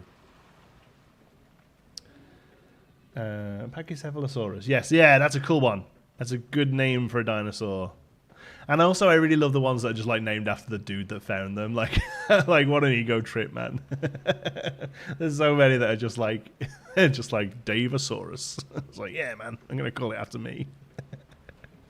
Dino themed attraction next? No, we're just talking dinosaurs. We're just grown adults for the most part, I imagine, discussing our favorite dinosaurs.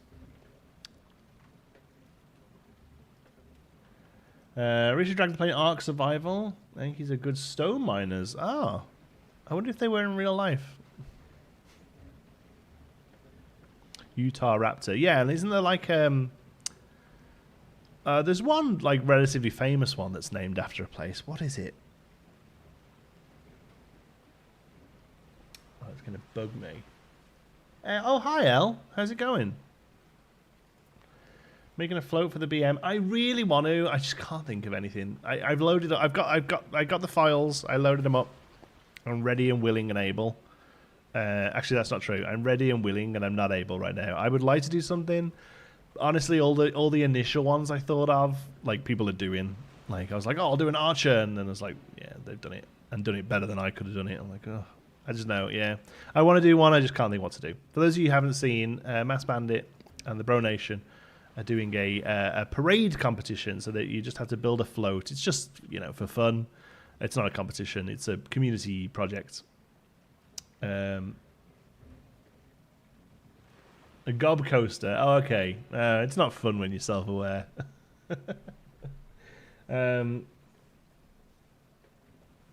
Spinosaurus, because I was assigned to report it in 4th grade, and there was no information on it at the time. There had only been one skeleton discovered, and it was destroyed in World War II. Oh, wow. That's a bit of a rough one to get, eh? And since then, now you could write you could do a PDH. You could do a PhD on it now, I bet. You know, PDH, when doctors do.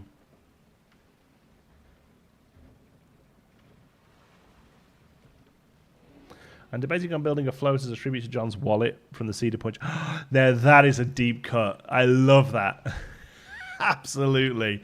Just like a bit of Steel Vengeance Trap. a bit of Steel Vengeance Trap, and then like Art Shapes John going, oh, with a wallet falling down. How about a Western Saloon Parade float based on the Geekism studio set, based on the movie set? I mean, that's a deep cut.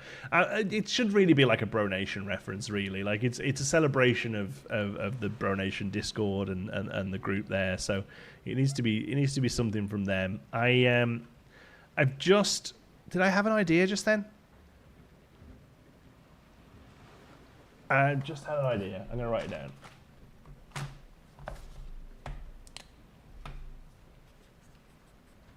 All right. Okay, got it. I'm gonna try something. I'll try it later. I've just been finishing up a couple of other things. I got Azuri back, so I had a little look at that today, yesterday. I've been working on episode 3 of Archer Park, which has been very fun. We are building an adventure-themed coaster, the swinging coaster that came with the adventure set. My God, that thing is jank. And the thing I'm building is even jankier, and it's kind of awful, but I'm enjoying myself, so it is what it is. But I kind of hit a little bit of a wall with that yesterday, so that went on a bit of a back burner. I've been doing a bit of work recently in Conifer Slopes for John, just a little refresh of my original area. Not much at all, really. Like it'll be the first 5 minutes of his next episode, so nothing too exciting there. But that's been really fun to do. So yeah, lots going on. Didn't Mass buy a wheel or something? I may be misremembering. A wheel? Almost see the light bulb then. I had to write it down because I'll forget. Pineapple hot dog tacos. I could eat... could I eat a pineapple hot dog taco? I don't think so. Just... Pineapple... No, I'm not into it. No, I'm not into it. Like, I don't even really... this will probably upset a few people. I don't really enjoy barbecue. Like, is it like the flavor barbecue? Like, I enjoy barbecued meat. But the flavor barbecue, I don't really love because, again, it's that, like, the core element to it is that sweetness. Like, I think it's even made with pineapples, right? Like, if you make it fresh, make it from scratch. It often uses pineapple.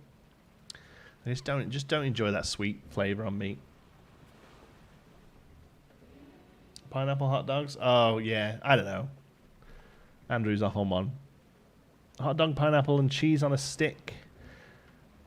Pineapple and cheese on a stick, I would have, but I would eat them separately. I would pick the cheese off and eat it, and then pick the pineapple off and eat it. Try and gob.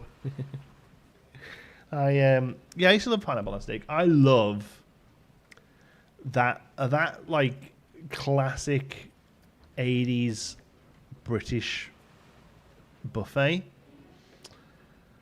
Like that might be my death row meal. That's another one I hate, what people's death row meals are.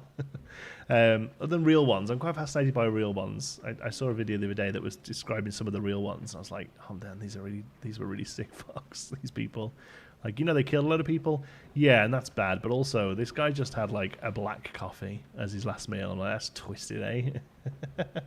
Yeah, man. Like a good 80s British buffet. It's not even a British buffet. It's very much like late 80s, early 90s. You don't see it anymore. Texan here, pineapple and barbecue is illegal. Oh, there you go. So I'd dig Texan barbecue then, I guess. Is that more of like a smoky flavor? I just find a lot of barbecue flavors to be quite sweet. I'm not into them. Prawn cocktail, melon balls, vol au vents. Oh man, you speaking my language. Little butties, trifle at the end. I genuinely think it is like primo cuisine. Is that ridiculous? It's most definitely just nostalgia based, but it doesn't get better than that. Fly the Valkyries. Can you hear the game in the background? I really can't.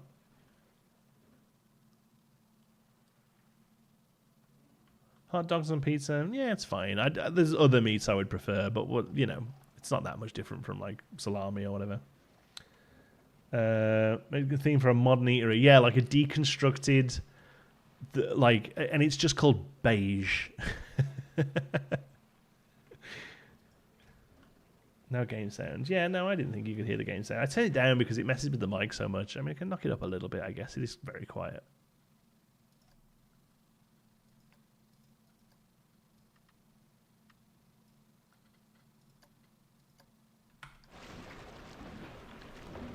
Why is it so relaxing watching you place rocks, plants, and trees? Because you don't want to do it yourself. Hey, SB Ridley. Nice to be able to see you. Like, yeah, you too, buddy. I've been excited to see you working on some stuff yourself in the Bro Nation Discord. I don't know if there's any plans to return to videos, but I would be first in line to watch it. I've always loved your work. Oh yeah, I can hear Flight of the Valkyries. Jesus, you have good ears. Who could hear that? Where is that coming from then? 100% I heard Flight of the Valkyries then.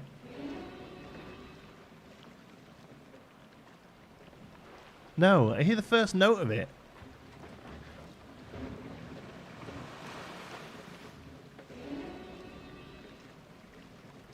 The hell is that? It's when the water goes off. Oh, is this... Does this play a song?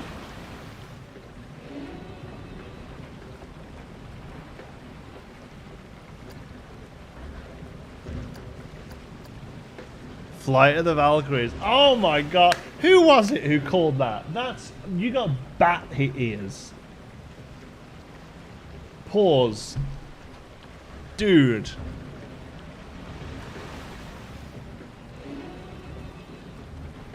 That's insane. That's insane that you called that. It keeps repeating that, so it's just me. But like, it was, the volume was at 20%. I couldn't even hear it. Not only did you hear it, you called what it was from one note on a 10-second ear. On a 10-second clip. What an ear. My god. You want to be working for some sort of regulatory body. That was amazing. I was having a nightmare. We're all sat here thinking, oh, stream's nice and chill and quiet. Pause just on a loop.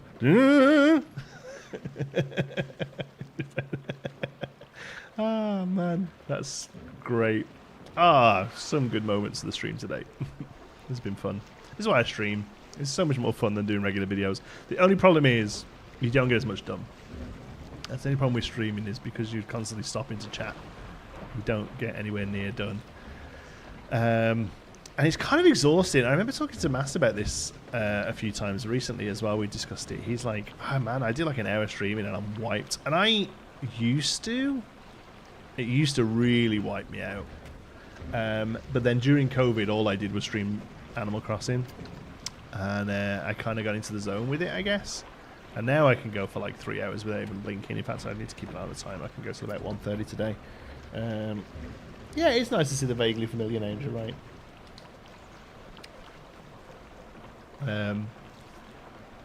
But yeah, I couldn't... like after like 4 hours, I started to get a bit wiped. I look at people like Raptor, who just does like multiple 6-hour streams a day. Man, I don't know what the guy takes to keep it up. It must be good stuff. Yeah, Animal Crossing streams were helped a lot of people. Like a lot of people got in touch about them, and they helped me as well. So like, I'm very grateful we had that, you know, for a time. It was good. It was a good time. I very much hope we never have to do it again. But if it is something I have to do again, I won't mind. Maybe not Animal Crossing, but you know what I mean. Like if that ever happens again, which let's be honest, probably will. The world's getting smaller. Like something like that will happen again, I'm sure.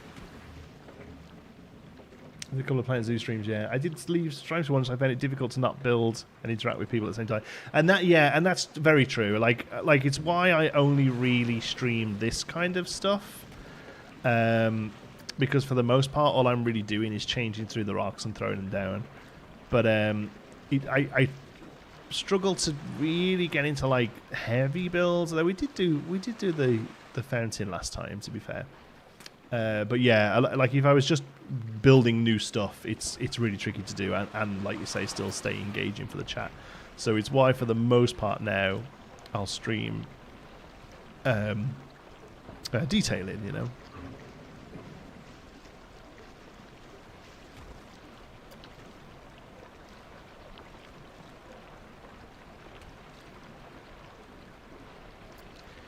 He says and then goes silent for like 30 seconds. What I love about the streams as well, which is something I've always noticed, is we get 100 viewers, like, consistently, no more, no less. And I'm sure people come and go. Like, I know obviously people chatting for the most part here for the lot of it, and they'll announce when they're stepping away or whatever. And I'm sure people come and go, but it always makes me howl that it's like, here's your 100 people for the stream. Like, it's crazy, really. It's that consistent. Same 100 people plus the gums guy. Yeah, he makes it 101.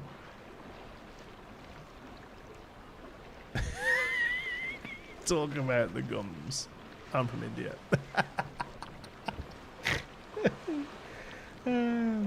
I was working on one of your river rapid rides, trying to recreate it with Unreal Engine using realistic fluid system. Wow, tech just isn't there yet. I love learning about the realism you bring. That's awesome. It sounds amazing. That'd be cool. I'd love to see. Like, I don't expect like full water physics in these things because I think it'd be too difficult to build them properly. To be honest with you, I would like to see a better summation of physics in them. You know, like a better, like, fake it better. You know. Oh jeez, I'm not going to see anything here. I'm here now. Thank you, Mia. Maya. First time catching you live. Lizzie, you're very welcome here. I hope you're enjoying yourself. We have a good group here that you're very much welcome to be a part of, and it's a lot more relaxed and stuff than the videos, obviously. Mia.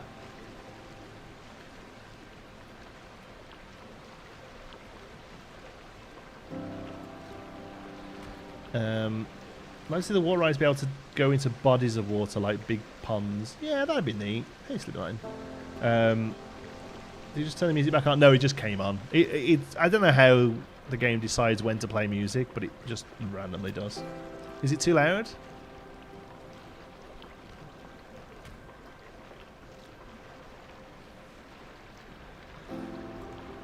Square bits to create, right? Yes, that's what I would like to be able to say. I would like to be able to say, put down a piece of track with a but usually it's just like that. It's like a concrete berm sort in the bottom of the track, and it's enough to make the water sort of ebb and flow. I'd love to see that, really, rather than just this flat texture.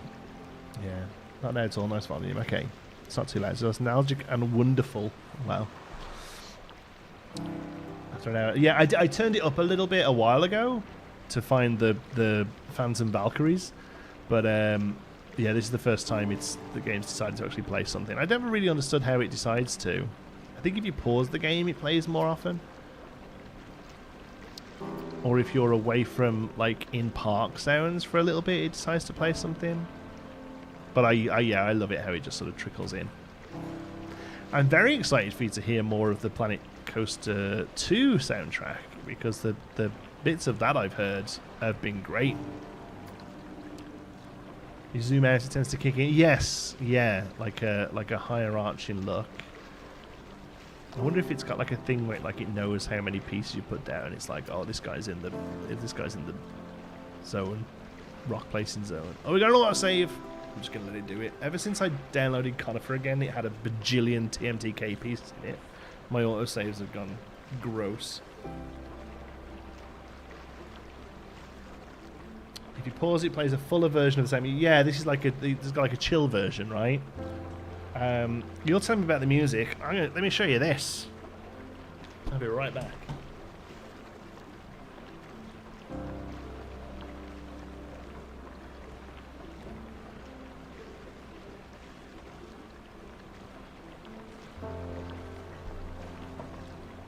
I don't know where the hell I was going. It's literally right behind me.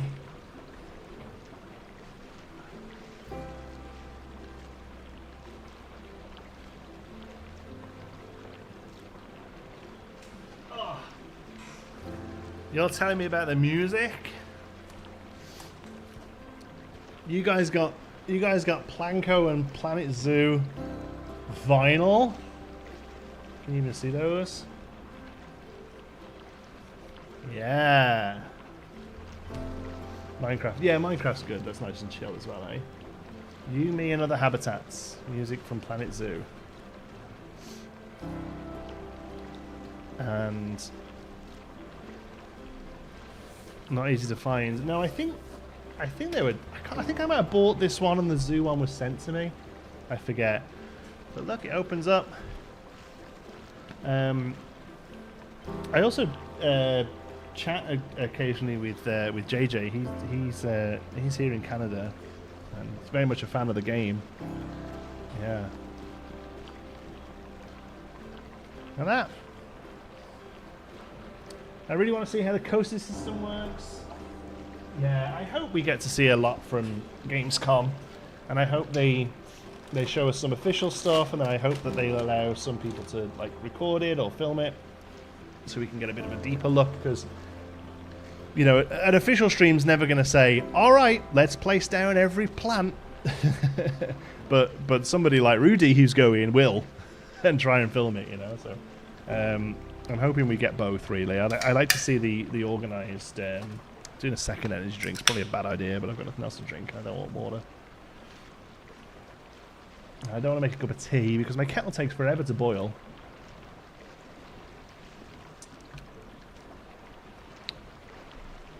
I need one of the fancy kettles that people have been showing me in the Discord, where you can text it to turn it on. You climb up the wall. Yeah, no, I won't climb up the wall. I'm of an age where I'll have a heart attack. They let Rudy play the game during Gamescom. It could be his longest video yet. Oh my god, they let Rudy play Gamescom. We'll get 23-hour long videos. Bless him.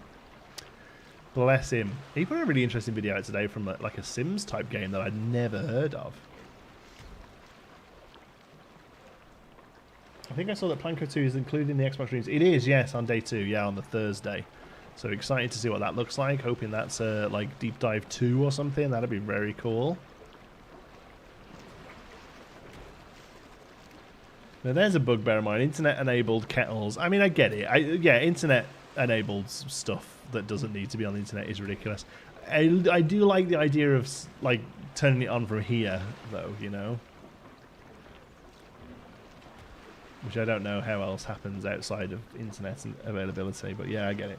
I'm really worried. It's likely to be the case is all the pieces from Planko 1 will not be in Planko 2. Same with Planko 2. I feel like such a waste of really good pieces. I would absolutely put money on them not all the Planko 1 pieces not being in the game, and without sounding too horrible, I think it's ridiculous to expect it. Like, it's just not how this stuff works.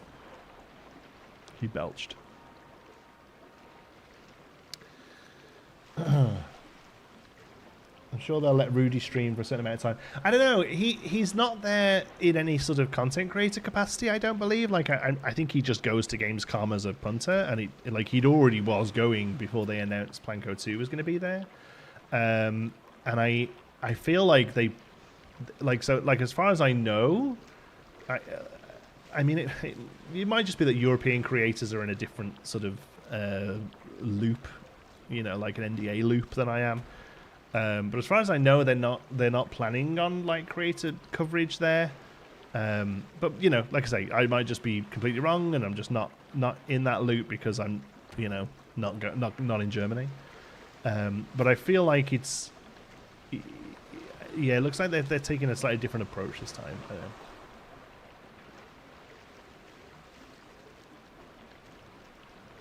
Thanks, Lizzie. I appreciate you hanging out. Should get a water boiler instead of a kettle. Boil a mug of water in a minute or so. That's pretty good. I mean, a good kettle. How long does a good kettle take to boil? The one I have is like a hob kettle. It's literally just like a lump of metal with a hole in the top that I put on the hob burner to boil, and it's fine because it's just, I hate having stuff on the sides. I don't mind that because it sits on the oven that I otherwise don't use. I hate having stuff on my work surfaces because I don't have much of a work surface in an apartment. And I don't like it being taken up by a load of stuff, which is why I opted for that. But it takes an age to boil.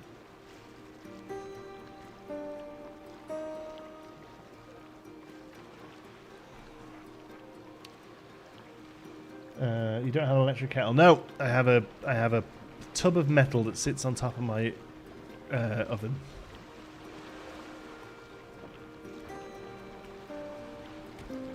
An acoustic kettle. Yeah, I have an acoustic kettle. That's great. Do you use much ground paint? Yes, I do. I should go over this and paint it in a little bit here. To be honest with you, I wanted this to be very highly foliage, so I haven't worried about it too much. But yeah, we've got a little bit of flower and stuff in there. Yeah, should do that. But I do also have this this routine at this point, which is rocks first, ground shrubbery next, trees last, and it seems to work relatively well for this kind of space.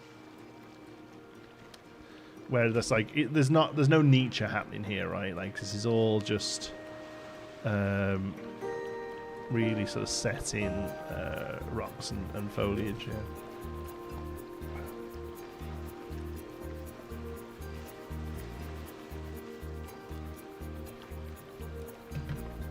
I have an electric kettle. Takes a minute to boil enough for a cup, and my house is tiny. I mean, I don't think your house size affects boiling time. I think it's more to do with altitude, isn't it?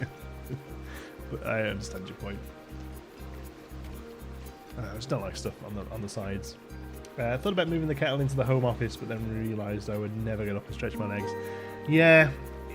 I mean, I could. There's probably space on the desk here actually for a kettle. Oh, that's an idea, isn't it? And then just bring over a little tray with me with some milk on to do the stream. Oh, that doesn't sound awful.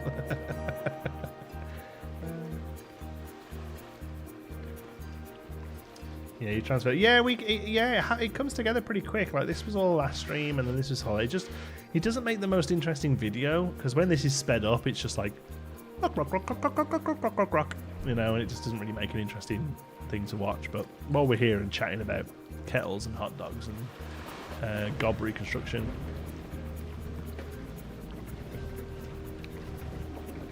Blows my mind the amount of patience you have putting down landscaping and watching Sylv does it. Thanks for breaking this bow. Yeah, like I say, I don't mind this really because it becomes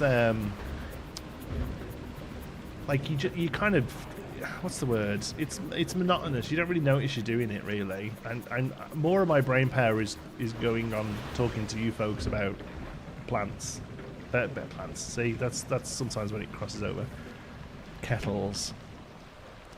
Than it is putting stuff down.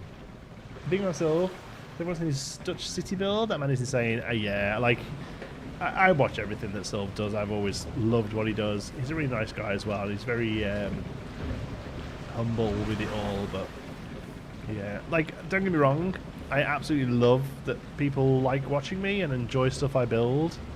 But when I watch stuff that Sylv does. And a lot of people as well who don't necessarily make content. When I see a lot of people like on the Bro Nation Discord especially, when I see them make stuff and share it, I kind of wonder sometimes why people watch me, or at least realise that perhaps they only watch me because they haven't found these other people. Because I feel like there are some people that are just in a different league on this game. Yeah.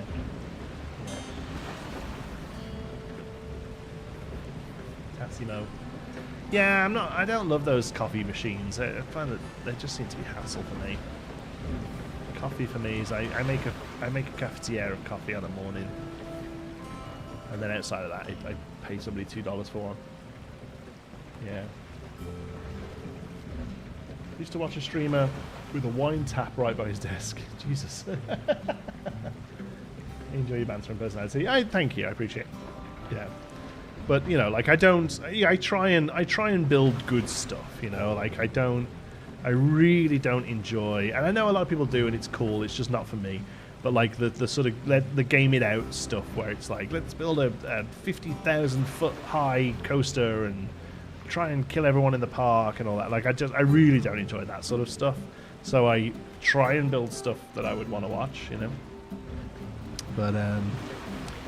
But yeah, when I see silver stuff, I'm just like, why are people watching this? For it's just in another league, an absolute another league. And when people watch, like people comment on my videos, like I just don't understand how you do it.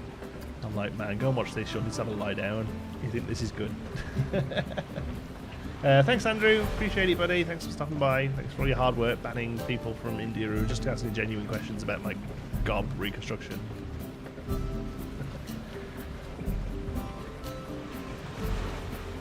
We make full parks start to finish. Yeah, that's one thing. Yeah, well, finish is a strong word. We make full parks. We start to, at least. Yeah, a lot of people prefer, like, who lean into more the single builds. I do like to see a park get constructed through, you know, to completion, or at least until the videos stop, I guess.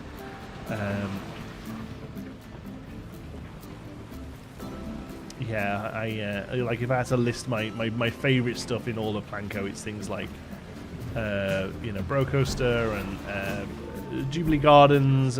Sad to never see that one get finished, but you know, that definitely that kind of thing. Yeah.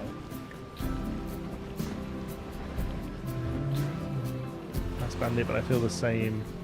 But I feel the sale. Like, I like Mass Bandit, but I feel like the sale is very, very big. I'm not quite sure what that means. But yeah, Nasty's probably my favourite person to watch, because I think like on a technical level we're quite similar. I like the way he approaches his builds. Scale, sorry, his scale is very, very big. The scale is big in his parks. It's got a little bigger as he's moved into Conifer more recently, I feel. But you know, he's very open about it. You know, he kind of says, "Look, this is I'm getting kicks," and you know, he feels very much how I feel at the moment, especially with Blanco. He's like, you know what, we're coming to the end of the game's life. We've got 2 coming soon where we're going to be really focusing on nailing everything again. Like, do what you enjoy. You know, do whatever gets you playing the game, which I think is a very fair statement. Practical reality, not the microscopic perfection stuff. And yeah, but practical reality is a great way of putting it. Yeah. Corvus become one of my favourites too. I'm a coaster nerd and he loves the small. Yes, his coaster stuff is awesome. I've been enjoying his. I've watched back some of his older stuff, and I've been enjoying is it Deadwood he's working on now? I think it's called Deadwood. It's like a Western theme. And whilst I'm not the biggest fan of his building style, I find it a little blocky. His coaster stuff is incredible. Like, really has an attention for detail with his coasters. That like weird dueling coaster that had like the history, like he put a bit of history at the beginning of the video.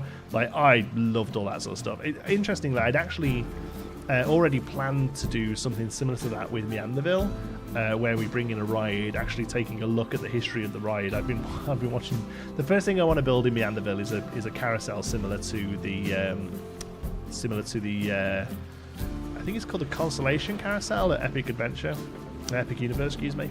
And I've actually been watching like carousel history videos to try and give you a bit of that sort of stuff at the start of the video. And then I watched his most recent video, and he did that with that coaster, and I was like, oh yeah, this is it, man. I love this sort of stuff. Like, that is... I don't know if any of you have been here since the very beginning of the stream, but we talked a little bit about how YouTube has shifted a little bit away from like just churning content, and people are starting to care a little bit more about the stuff they're watching and where they dictate their time to. Like, there's so much stuff out there, people can start to be a little bit more selective with what they watch. And I think people are moving away from just watching a guy play a game. Like, it's not enough anymore. You have to provide some value. And that the sort of stuff that Corvus is doing, and I find Chacho does it as well, and something that I've been trying to do with the stuff that I've been coming back to with the higher level of editing, is it's value. You're providing value outside of just look at me play a game, you know. Yeah. I love everyone in the community. Yeah, me too. Everyone does what they do the best, and that's, you know, the storytelling part that I struggle with in my videos. Yeah, it is difficult, honestly, and it's not something that necessarily comes naturally to me, but the things I've been doing recently, where I've been breaking stuff up into categories and like doing an hour or two and like titling it, like it's very much my nod to... Somebody commented actually this time, and I was like, I'm glad it got noticed. Somebody was like, I'm getting Frasier vibes from this, and I adore Frasier, so it was nice to see that. But yeah, that's sort of like that slightly higher editing and top on the waterfalls. I know, we're probably not going to do that today. I started the stream doing that, and it was annoying me, so I'm moving away from it for a bit. I just want to try and get all this stuff done while we're on stream. But yeah, it'll happen. With the ride attachment thing in PC2, you could theoretically make a carousel that is a giant fantasy mushroom instead of the traditional ride room. That sounds cool. Yeah, it kind of depends on the amount of scale they give us with that stuff, right? Like how much can I do? You know, how much am I added to add? You know, Delays only one of my other faves. You know, always just done great fantasy builds, you know, like has never cared about realism, and you gotta love it for that, really. You know, just does wacky stuff that looks fun. Yeah,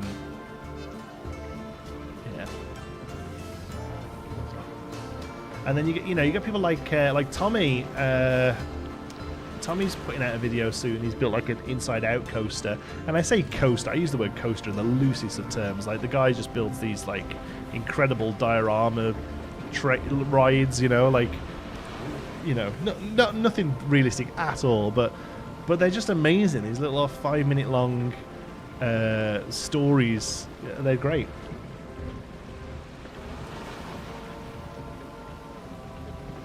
Includes the YouTuber culture. I spent 9% of my time on Twitch, which is a terrible place for growth. I mean, Twitch can be great, but I think the game really matters, and for some reason Planco just never did anything on Twitch. Like, and Planet Zoo didn't either, and it's weird. Maybe content management systems in general don't, because I haven't looked for a while, but I remember not seeing much like City Skylines on there either. And you find that a lot of the City Skylines players are on YouTube and will stream on YouTube. Like if you like the $2.20 will do YouTube streams over Twitch. Maybe there's just something about the sort of real incremental gameplay that doesn't lend itself to consistent streaming. I don't know, really. Watch like D&D on Twitch. Yeah, Twitch is great. You know, like I think it does something that YouTube doesn't. I think it definitely has its space. But I do find that for this genre, it doesn't really seem to nail it, and I'm not sure why. Really work for FPS style games. Yeah, just those sort of like, just any game that has a little bit more of a instantaneous reward to it, I guess. I don't know what I'm trying to say. Just the slow build up versus the 10k speed and having the brain rot of watching nothing from something. Yeah, maybe. Like I say, I think I adore my Saturday streams at the moment, and I have thought about doing a weeknight one as well, just so that a different group time-wise can join in. Although it would take up some video time, you know. So until I get the video workflow down a bit better, I haven't really thought too much into it, but I do really enjoy streaming. But I definitely feel, for me, that streaming is a secondary content delivery system, if that makes sense. It's I don't think you could do this all the time. I'd feel like you just wouldn't really accomplish much, personally.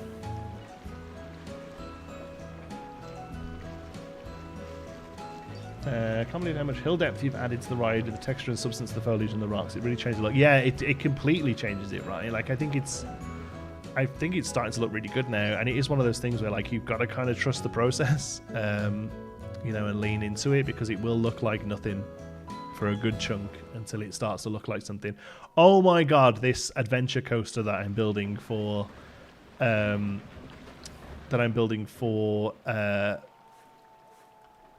Archer Park, I've never had something that's been more trust the process, because it's only now just starting to look like something. Like, for the first 3 hours of play, it looked awful, and like I say, only just now I'm starting to see, like, it was such a tight fit.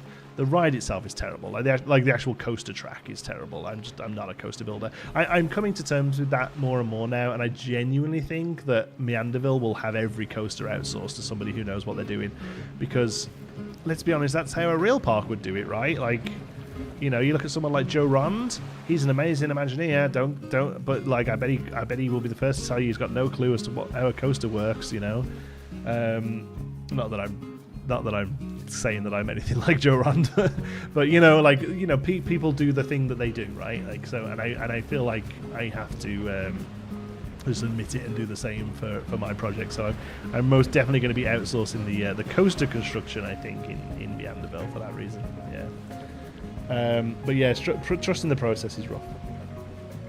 What happened to your D&D streams? It was a lot of work to stream them for really little reward, and a few people felt a little conscious about doing it. So we said, well, let's step back from it for a little minute and just play and enjoy that and see if that's okay. And it was much better that way. And then in the end, I had to step away from it because I had to work Sundays. Annoyingly, that was just it. It was a Sunday night thing, and unfortunately, one of the negatives of being a manager is that when a member of staff can no longer do a thing, you just got to suck it up and do it until you find a replacement, and we just never have. One of my guys left, and he was my Sunday night guy, and then I became the Sunday night guy. Yeah. Touching base with people in real time. Yeah, that's the main reason I stream, is because I get to chat with all of you, right? I get to answer those kind of questions. I get to fly into the stratosphere. You know, we get to have fun, and I get to make jokes that I wouldn't make on my own videos, you know, because you're all part of it. We tell the jokes and we make the jokes together ourselves. That one doesn't look right. I don't know why, but it doesn't. This needs to come this way. There's something a little bit more substantial in there. Probably not an oak.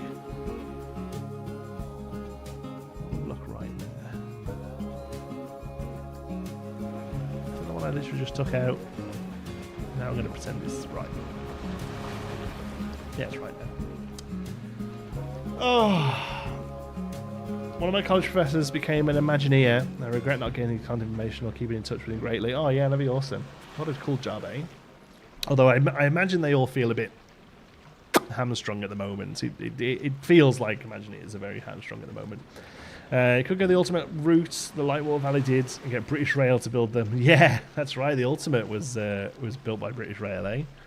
Or the company that became British Rail or something like that. I remember more about it at the time, but crazy, yeah?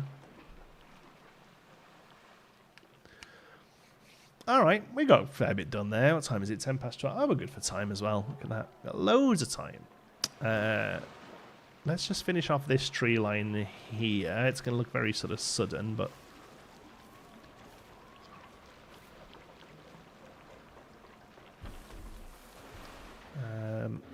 we could definitely get another oak here.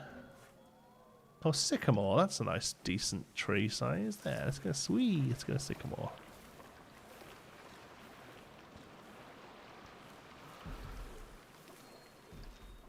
Yeah, that's good.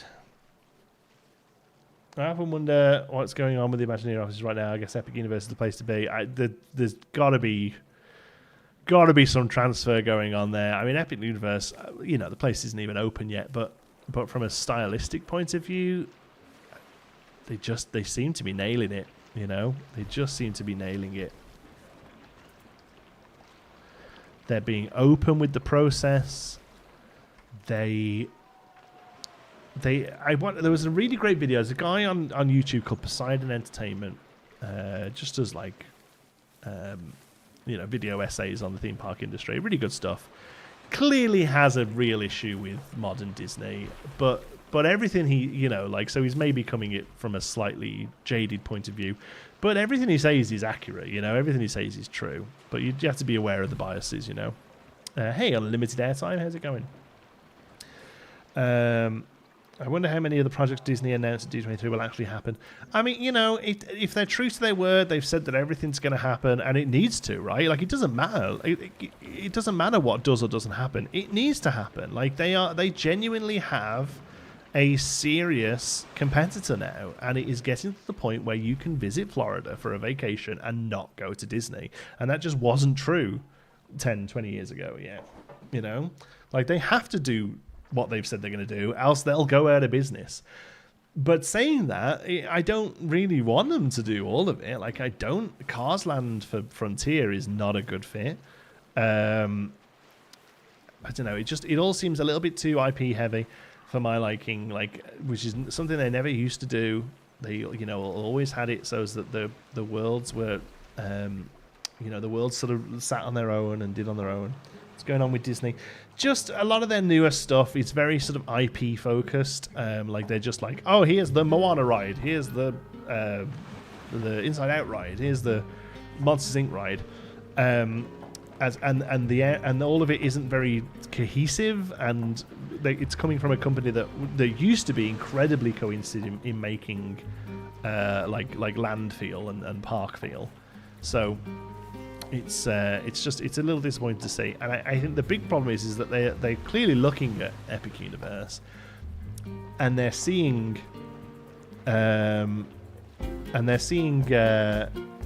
like Isle of Berk, for instance, which is one of the areas in Epic Universe based on the How to Train Your Dragon videos.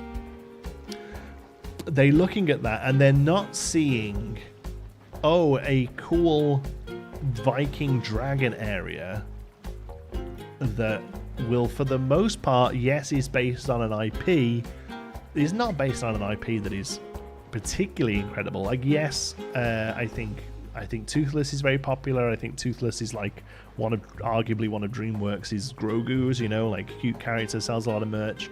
But let's be honest, How to Train Your Dragon is not Disney movie level of iconography, I don't think. But yes, they're using that to theme the area. But the area itself, I think I've seen the first How to Train Your Dragon. I know for a fact, for instance, that my mom hasn't seen any of them. But she'll go into that area and she'll be like, oh yeah, Vikings and dragons, cool. It seems that Disney have seen that and gone, oh, How to Train Your Dragon, the area's an IP, cool. What IPs have we not used? Monsters Inc., cool. Like, I don't know, it just seems like they're just focusing too much on the IP and not enough on the land experience and the world experience,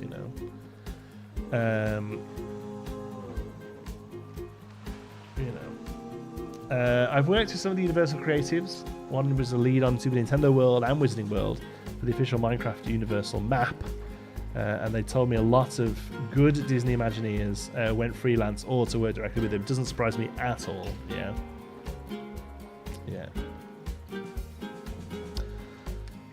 Yeah, Disney World has lost its uniqueness. Yeah, it just they seem to just be squeezing the IPs in, and it's stuff that isn't doing particularly well. And let's be honest, Star Wars has never done incredibly well since it moved to Disney. I don't mind a lot of the Disney Star Wars, but you can see that it hasn't gone incredibly well there.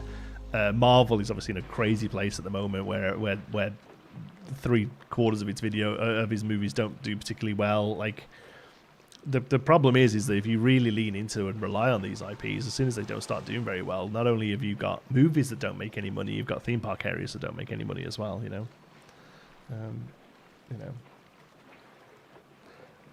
could argue that Universal have had missteps, to be honest with you. I think some of the Minion stuff is pretty awful.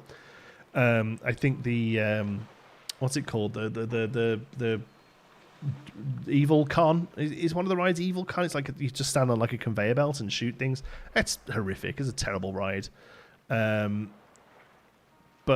as well, they also have, like the Wizarding World areas are incredible. Whenever you think about, I can't stand J.K. Rowling. I'm not particularly a Harry Potter fan, but you can't deny that they are incredibly well themed areas that stand on their own merit. You don't have to be a Harry Potter fan, I feel, to enjoy those places. Whereas I feel like a lot of the new stuff coming to Disney, it's kind of just like, hey, look, do you know this character? Like, you kind of do need to know the IP to get value out of them. And I think that's the big difference. Yeah.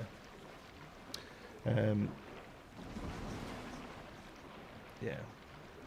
Disney World next week. I just broke my rib a couple of days ago, so it's going to be fun. Oh, no. You'll have a blast. I went last summer. You might not have a blast because your rib. I'm sorry to hear that. But I say all this like, oh, Disney's doing this wrong and Disney's doing that wrong. I went last summer and still had a whale of a time. You know what I mean? Like, it's still just a really cool theme park. I just don't know whether they're the best theme parks in the world anymore, and that's kind of weird to say. Like, it's okay. They cannot be. It's kind of Liam, Fast and Furious, Jimmy Fallon, Kong were all absolutely awful. Has been doing absolutely terrible with Dark Rise. When you say recently, though, I feel like they're starting to turn it around. The Secret Life of the Pets is arguably really great, like a really good, fun Dark Ride. I think the backlash from Fast and Furious and Fallon and Kong was enough to make them sit up and say, oh, actually, like, this isn't working anymore. These sort of IP-heavy screen rides aren't working anymore. We need to do something about it, and they are. Like, to be fair, they have looked at they have taken back, they have taken feedback, they have taken on, guest feedback, and they are seemingly fixing it or doing something about it. Like, you can't knock them for it. Yeah, the thing was amazing. It's incredible. Secret Life Pets doesn't interest me at all. I don't think I've seen one of them. Seem to be relatively churned out animations. Not fussed on them all. Dark Ride was hilarious. Just loads going on, told narratives, had all the little things to see in the corner, and really fun animatronics, and really, just it was a really good ride. Disney, when you end up being political, you end up shutting out parts of your audience. Disney has an issue going there. I mean, arguably, like, the company is seemingly still doing fine. The parks are still doing fine, I think, but like, watching from Korea. Hey, hello from Korea. Jimmy Fallon ride needs to go. Yeah, it's just, it's just not a very good ride. Like, I'm not particularly a Jimmy Fallon fan, but like, it's just a seat that does this. Like, come on, we're past that now, aren't we? All right. This is pretty good, I think. Should we ride it? Should we see what it looks like from a ride point of view? Does anyone ride this? Monthly guest 0. What's going on? Is it just because we have 1,500 people in the park? Just nobody's making their way down here? Like, these two are coming here. What are you going to go and do? This has the best. I barely queued at all for Name Me. What's Name Me? Oh, yeah, we did a Patreon post about that. I need to have a look at that, actually. Aren't the parks now like 40% of the whole Disney company? Yeah, like, I think it's one of their biggest earners, and is, overall doing okay. Well, we'll be sitting here a while if that's the seat, so...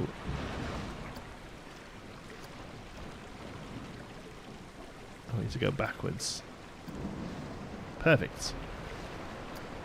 Did we do seat? Did we do interest?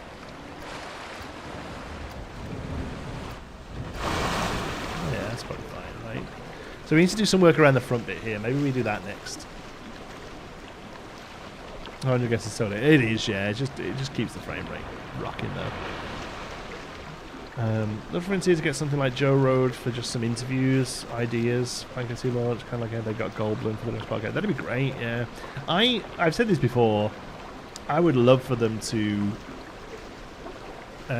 get more people involved who are real theme park fans and not theme park game fans. And I think that might be partly Frontier's issue, is that they are theme park game fans and not theme park fans. So I'd like to see some more theme park stuff. Mario Kart ride had 200-minute queue.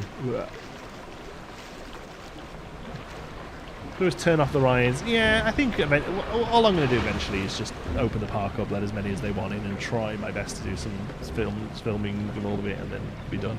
But won't be able to do that on stream.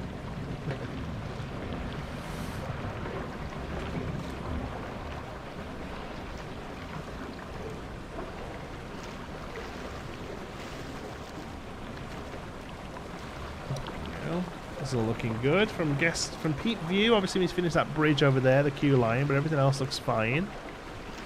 A lot of water elements here. Oh my god, I'm soaked. Oh, got me again. And then we start to get into the you're gonna look at rocks area of the ride.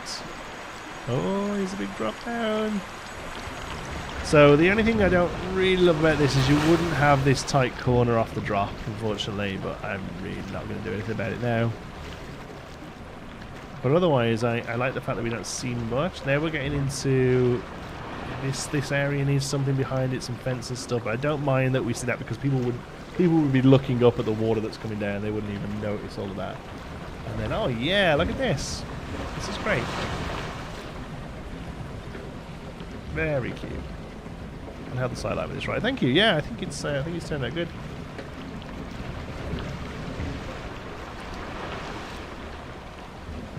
Do a fence. Yeah, no, it'll just be a fence or something. It just needs something there. You just sometimes don't notice it until you ride at this level, you know.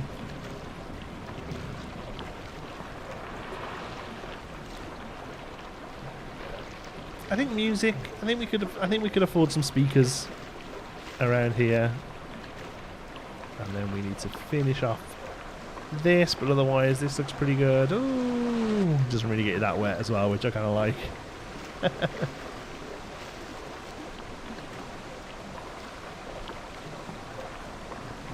And then here, ooh, it'll drop down, and then yeah, again, this needs a little bit of tidying up. That once that looks like a bridge there, I think that'll be a nice little feature as well. Cool. All right. Yeah, happy with that. I do feel there is a lot of stuff in Plan Co and Plan Zoo that still has Roller Coaster Tycoon's fingerprints on it, such as how food and drink stalls work. Absolutely. There's a lot of that, honestly. And I've ummed and ahed. I've thought with myself about doing a video on it, actually. Where's the camera? Here. Hi. I've ummed and ahed about doing a video on it, actually. Because it's something I feel quite passionately about, and that is, yes, I think at some point you need to stop trying to make a theme park video game and start making a theme park simulator. I don't know what the difference is, but yes, there is yeah,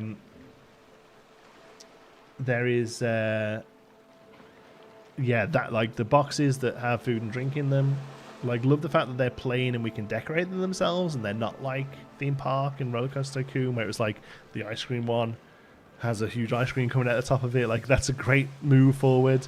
The next move forward is, like, Planet Zoo's restaurants, to be fair, are where I would like them to be. Like, that's pretty good. But just counters that let me sell anything. Yes, I shouldn't... I can't think of anywhere in the world, outside of, like, carts on the path, like this cart sells fries, you know? But even then, I feel like it would still probably have some drinks. The only ones I can think of that really don't. No, even like countertops. Yes, no, the countertops are great. Yeah, like I'm thinking even like an ice cream vendor at Disney. You know the ones that just sell the Mickey Mouse on a stick, the Mickey Mouse cookie sandwich, and then like 2 or 3 orange. You know what I mean? Like the ones that, like, they're literally, their menu is like 5 ice creams. I feel even those will sell you a bottle of water or a bottle of pop, like you know, a bottle of soda, right? Like food, yeah, food or drink. No, I understand the point, Stephen. Sorry, I'm getting my way around there, but yes, the fact that, yeah, the fact that it's all separate, like, it's just not how it's done. I understand that that's how it was done in Roller Coaster Tycoon 2, Roller Coaster Tycoon originally, because it was probably a coding thing, right? Guy goes here, gets hamburger. Was probably easier than guy goes here and decides from a list of menu items what they want. Like, I get it, but we don't have to do that now. There's no way that has to be a thing anymore. So it's purely a stylistic view that 100% has just carried over. And there's loads of those that I feel like we're starting to get away from.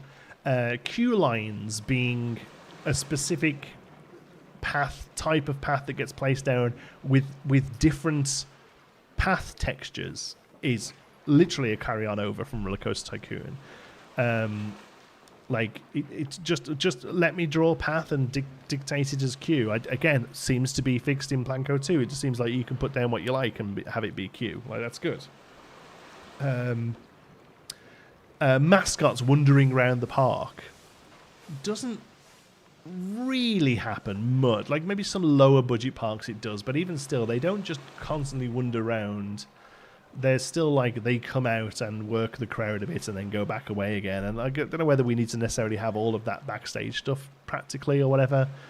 But the fact that I had to, like, cheat the game into having a dude stand still, like, just, it shouldn't be how it's done, right? Like, I should just be able to do that. Yeah. New panel system looks amazing. It's a really great fix, and I hope a lot of this other stuff eventually comes and gets tweaked. But yeah, those are the big ones for me. That they're just then it's not you're not looking at how theme parks work. You're designing based on how theme park games have always worked. Which, let's be honest, how Roller Coaster Tycoon always worked. So yeah, I would love for them to.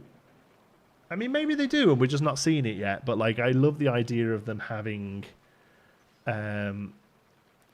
Some sort of consultancy with theme park designers set up, or even no, I was gonna say even like enthusiasts, but I don't think that's a good idea because theme park enthusiasts are some of the most entitled fan base in the in the world. But yeah, but somebody who just knows how theme parks work, like bring those people in, because we have to fake a lot of stuff, you know. Yeah, having blueprints with arrows for paths and stuff, was definitely an issue. Now that they're going along is great. I don't use blueprints myself much, but for people who do, I think it's a great update, yeah.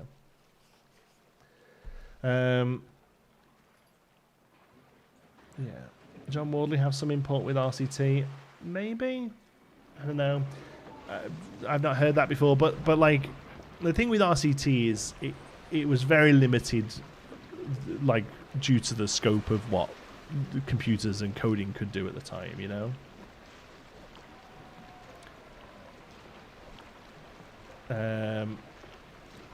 Not all of us theme park enthusiasts are like that, but quite a few can be. Yeah, no, I mean, I consider myself one, but you know, let's be honest.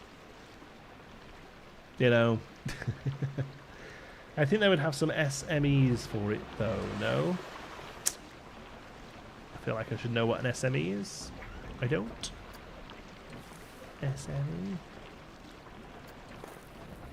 Yeah, no, don't know what that means, sorry.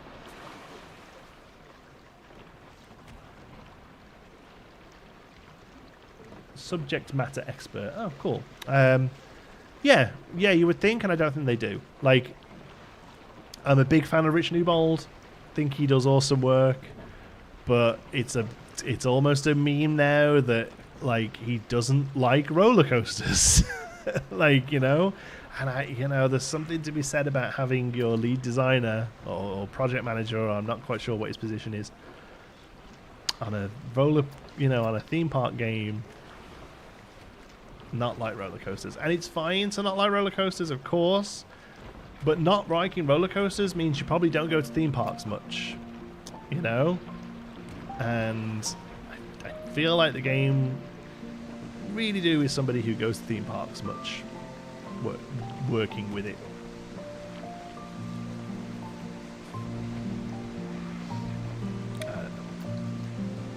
Maybe I pick the nits too much.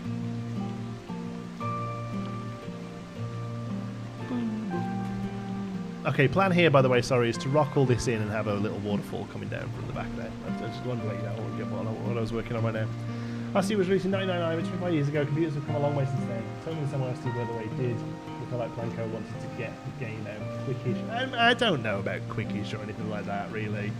But and I don't think it's necessarily like, oh, like quick, let's do it, let's rush it. I think what you have is a team of video game designers with who are using older video games as a reference point more so than the subject matter of theme parks as a reference point, if that makes sense.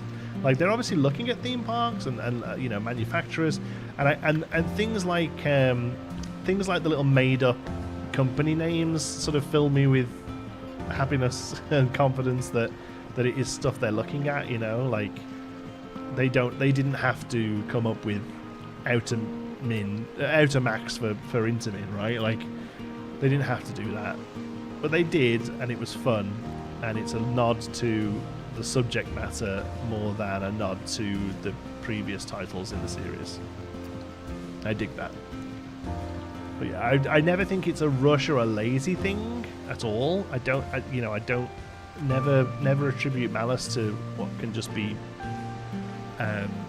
what's the phrase? I forget. Anyway, I think it's just that they're point of reference is a little away from where I would like it to be, I think.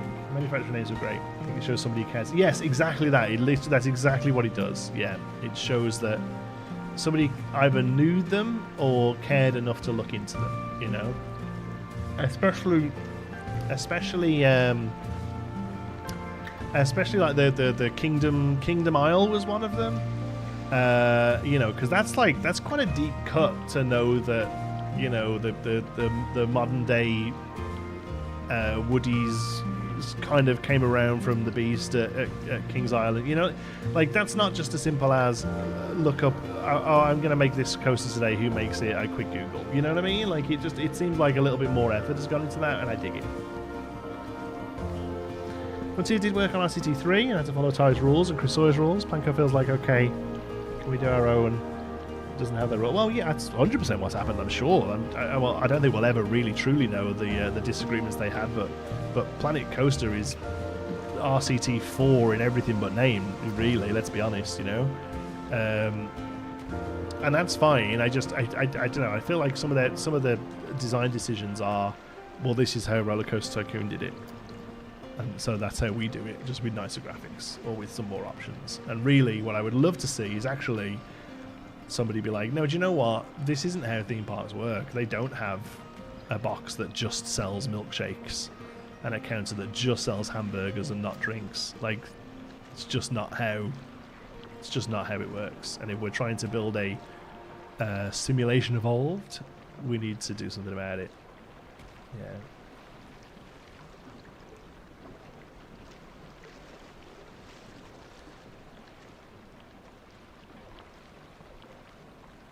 The game should eventually be an all-in-one zoo, coaster, aquarium, theme, water parks. I don't know how I feel about that. I feel like the game would probably get a bit bloated.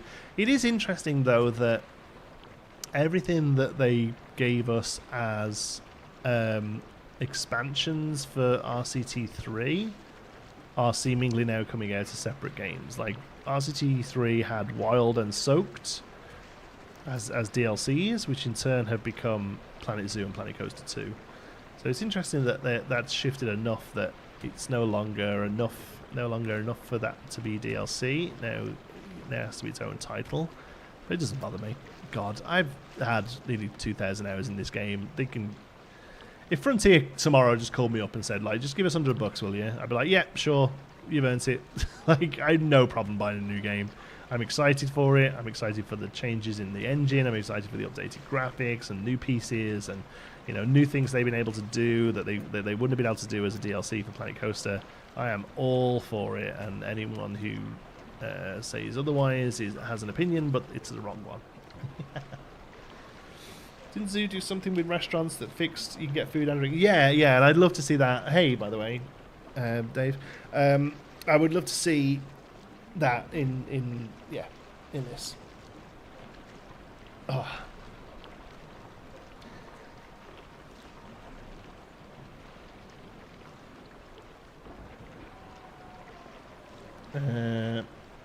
You need to understand that the Frontier team that works on ST3 are not totally the same as the one from Planet Coaster. No, I mean, I imagine a lot of them moved on to other stuff. Like, even the Planet Coaster 2 team looks quite different from Planet Coaster 1. Like, Rich Newbold was involved with Planet Coaster 1, but I don't think he was, like, lead on it. I mean, I'm probably wrong. I can't remember. But, you know, like, Sam Denny isn't around anymore, you know, who was very influential with Planet Coaster 1. And he was arguably your SME, I suppose. You know, he was the one that knew theme parks, and, you know, and they no longer have him, so I do hope there is somebody there who's been able to fill that gap.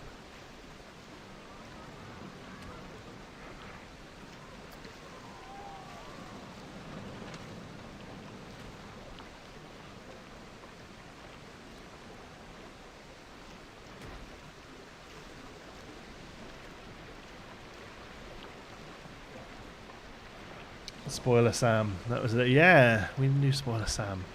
I think the new I don't know his name. The guy who presents these on I haven't been watching the Frontier stuff since before PC2. So, like, I don't know who any of them are. But the content managers I dealt with were like Bo and Ed and then later Chantel. So I speak to Kat a lot through email, but I wouldn't really know where to look at. But yeah, the guy who presents the unlocks, he's cool. He's got a good vibe. I dig him. I can get behind him doing stuff, and he seems like a pretty knowledgeable guy as far as the games go. I do think there's a line between amusement park game and amusement park CAD. Food options, I think, can be done without issue. Some other assets may just be tedious to work with. Yeah, absolutely. It's why I feel like we don't need things like full water physics on water rides, because I just feel like you'd be incredibly limited in what you could build with them because of that. So yeah, there are some things I just don't. Yeah, you're right. Yeah, I totally get it. But then, but I just I don't feel like saying let me sell Coke in my hamburger store is too much to ask. I know you're not saying it is, but that's kind of my point. Is yes, it's a game, and as I've always said, the people like myself, and there are people who are much more detail focused than me, as we talked about earlier. I'm very aware that we are a small but noisy minority of the player base of this game.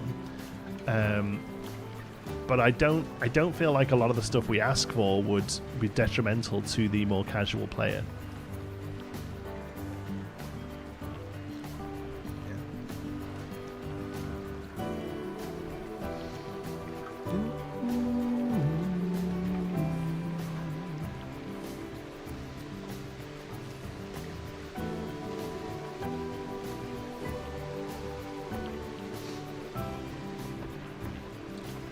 We just want to switch tracks.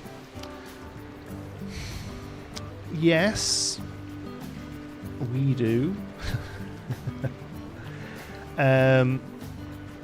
I would like switch tracks to be an option because I like the idea of building some more interesting modern feeling coasters. A lot of modern coasters use switch tracks now for ride elements, and that would be very fun.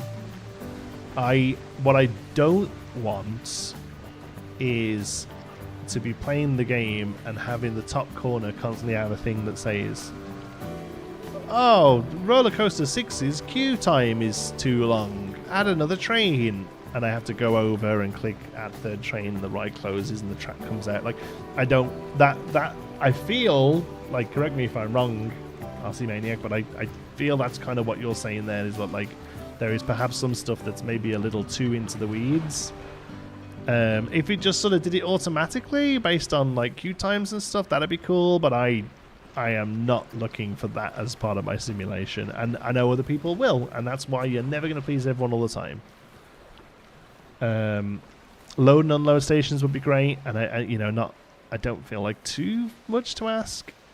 That you like the casual player could just ignore them and just build one that lets people on and off. But for people who want that extra step, but I think adding switch tracks to as a management feature of controlling the guests per minute on rides, I think is a little bit of a slippery slope. But again, it's not where my focus is, so I'm not going to say it shouldn't happen. I'm just saying if it does, I hope it's the sort of thing I can turn it off.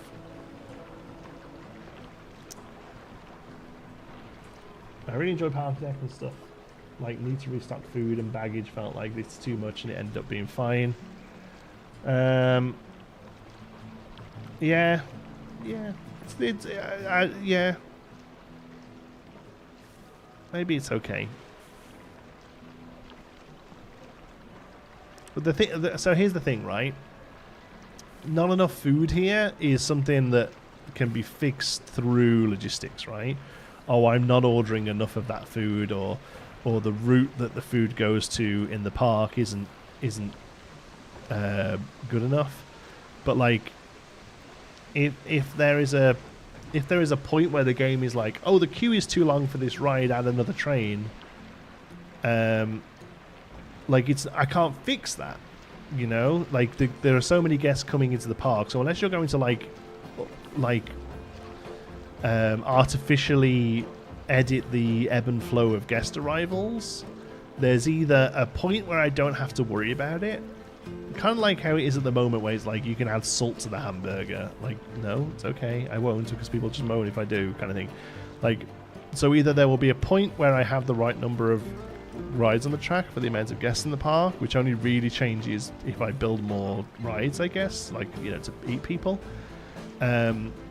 Or you artificially affect it for a management feature, and like I don't think either of those work well, you know. They haven't. I better say, I'm glad you feel comfortable enough around us to have a doze.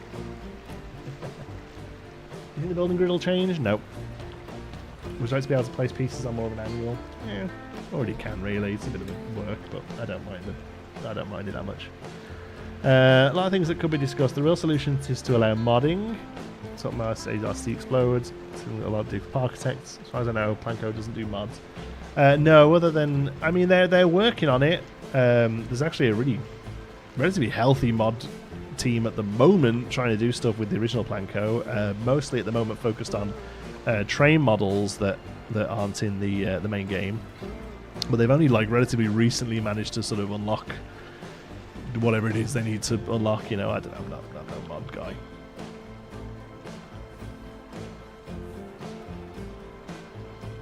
Yeah, Plan Zero has a lot more, and like I say, a lot of the current developments in Planco mods are like really new. Like literally right now, they're working on stuff and figuring stuff out. So yeah, talking about making a theme park game. Have we discussed the trailer and reveals? Excuse me.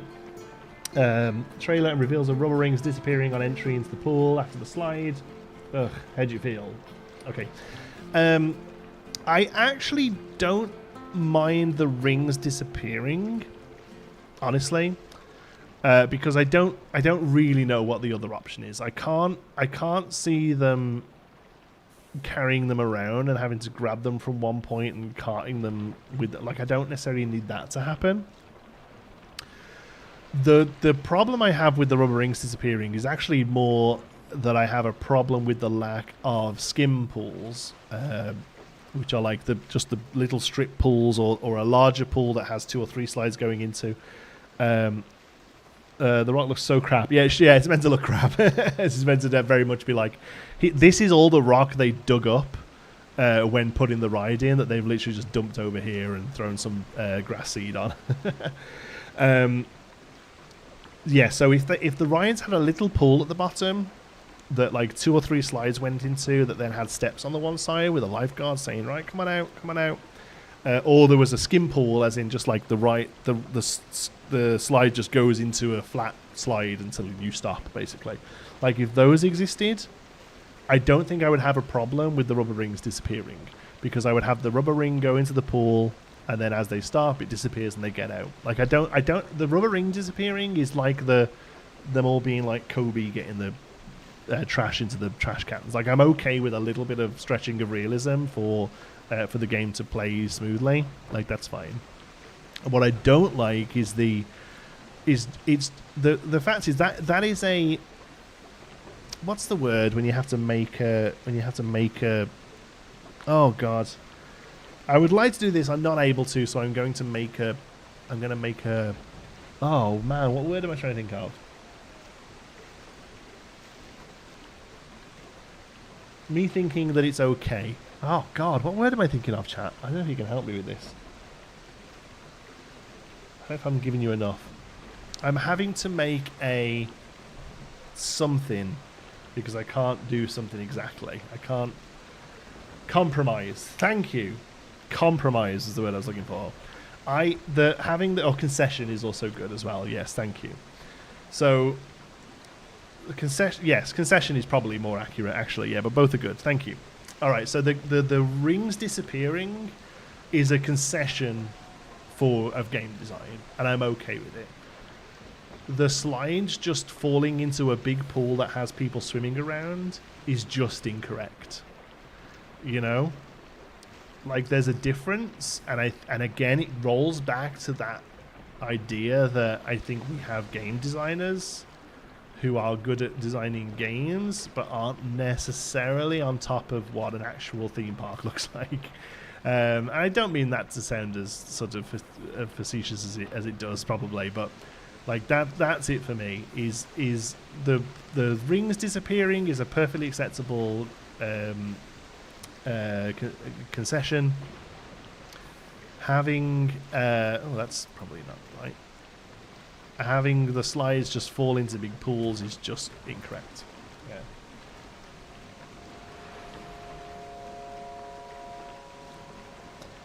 Yeah.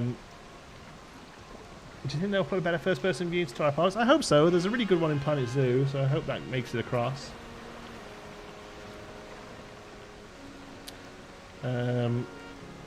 No enter pool. No enter pools would probably be good enough. Yeah, we could probably do what we needed to if you can click a pool and select no entry. Yeah. The overview of the pool, which was just so full of people doing the same string stroke, always looked hard to me. There's only, I don't know, there's only so much you can do with the animations and stuff. The other problem I have is that like every water park I've ever been to doesn't have a swimming pool. Like I don't know if that sounds weird, but like I can't think of a theme park, a water park, I guess, that's like, yeah, this is just here's the big pool you can swim in, other than like a wave pool, which I consider a ride in some ways, you know, other than like a wave pool. I can't think of one that's just like here's a pool full of water to swim in. Like it just doesn't seem to be how they have. Lazy rivers and wave pools. Yeah, exactly. Lazy rivers and wave pools. And that's, if I build a water park in the game, that's what it'll look like, because I imply realism, right? So I'm worried that if I do that, my guests are going to go, I can't find the pool. And they'll have that animation that they constantly have in the first one when they're looking for drinks or whatever. Centre Parks, sure. Yeah, Centre Parks isn't a water park though, is it? It's a resort. You know, resorts all have a pool, sure, but we've already been told we're not getting hotels in the game. So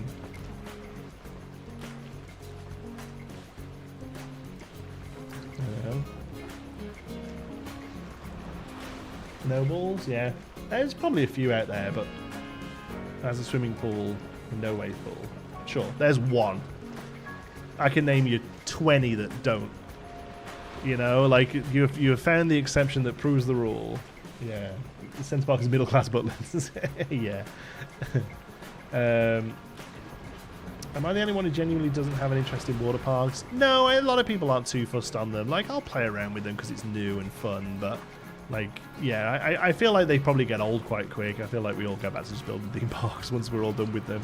Well, theme parks with a water park area, like I'm down for that. Like Canada's Wonderland has a really good water park area, but yeah. Thank you. You know what I mean, though, right? The one that Frontier uses as an example. Yeah. I can't. Show me a water park in the world that looks like that. That just has like 5 huge pools of water around it that just have people swimming in it. Like, I just don't think it exists. That's my only slight worry with the water parks, is that I'm hoping I can build a water park that more accurately reflects real life and doesn't just have all the guests constantly going, oh, there's nowhere to swim here.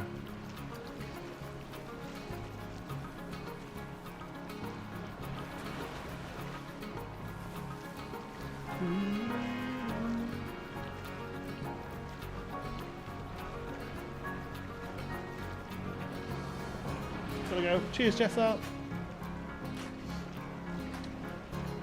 Swim lanes and stuff. Yeah. I think we'll have Theme Maker's Toolkit. Not at launch. I feel like Theme Maker's Toolkit was a great like thing that they were like, okay, yeah, we're done developing this now, we're moving on to other projects. Here's this for you to have yourselves. Like, that's, so I feel like if anything we see that again.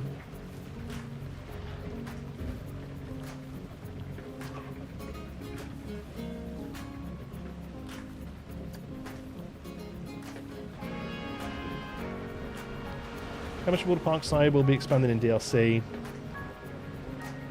or it'll be some artifact from the base game that never gets expanded. But that's a really interesting point, because I'm not like, I enjoy a water park. Like, I'll do one if there's one where I'm at, kind of thing. But I'm no water park fan. As in, like, I've mentioned this before, I know, but like, it blew my mind when Silverette's video about the announcement was like, oh, well, this is a 1200 millimeter pipe as opposed to the standard 1300. It's like, oh wow, there are people into this as much as there are people into roller coasters. That's cool. Like, that ain't me.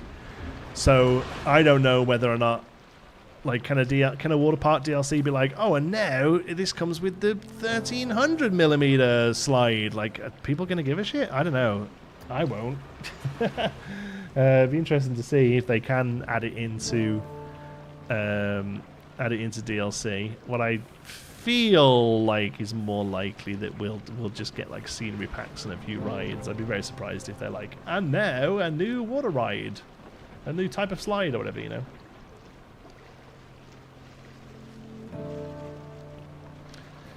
Disney water parks are the closest I can think of, but even then there's one main wave pool and some smaller pools where the rides are. Yeah, no, but that's it. That's not what I'm saying. That's what water parks look like. There's a wave pool, and there are smaller pools that are exits for slides, and that's it. There is no, I can't think of a single place where it's just come here and swim. Not that's like a water park. Yes, I understand community pools are a thing. I understand that resorts with pools are a thing. Hotels have pools. But I can't think of a water park that I've ever been to, high or low budget. The one near me, East Park, there is a place that is just concrete with some slides on it. There is a wave pool, and there are little pools that the slides go into, and you get out, and there's go-karts. All the way up to, like you said, Volcano Bay or Typhoon Lagoon. There's a wave pool, and there are little pools that slides get out with. I can't think of one that looks like the one they keep showing us that has 4 or 5 huge water pools in there that people are just swimming around in jovially. Like, I just don't think it happens. Indiana Beach and Waldermere both have large pools in their water parks. Are they wave pools? Saul's video was fantastic, and yes, I still love your impression. This new slide has bolts and nuts instead of rivets. Yeah, you know, like, and there's going to be a subsection of people who are like, yeah, finally, bolt and nut slides, you know? But that ain't me. And then I ain't that guy. Volcano Bay has one pool to just swim in, but it's very small. Really? Does it have waves? Because I've been there and I can't remember it. I can't remember there being a pool that you can just swim in.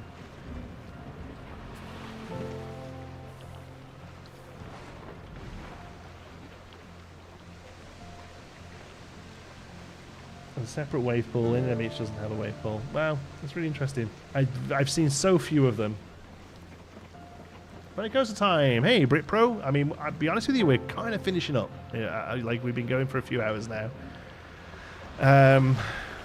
Yeah, we'll cap off this little area here.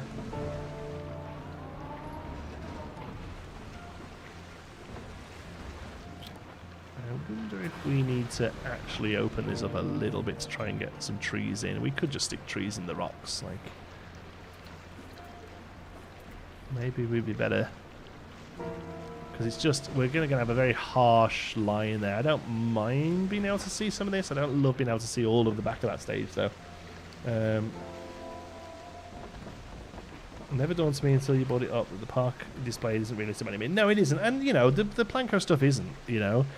The in-game stuff is very rarely realistic, and that's fine.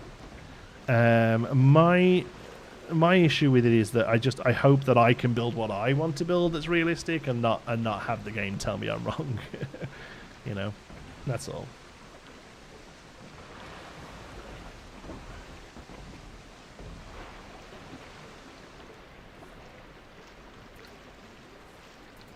Alright, so those two areas there, we'll add some mulch.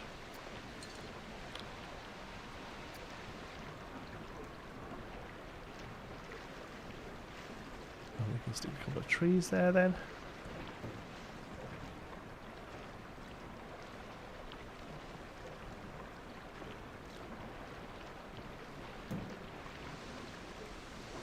Cool. Nice big tree. That looks good. Get that in there.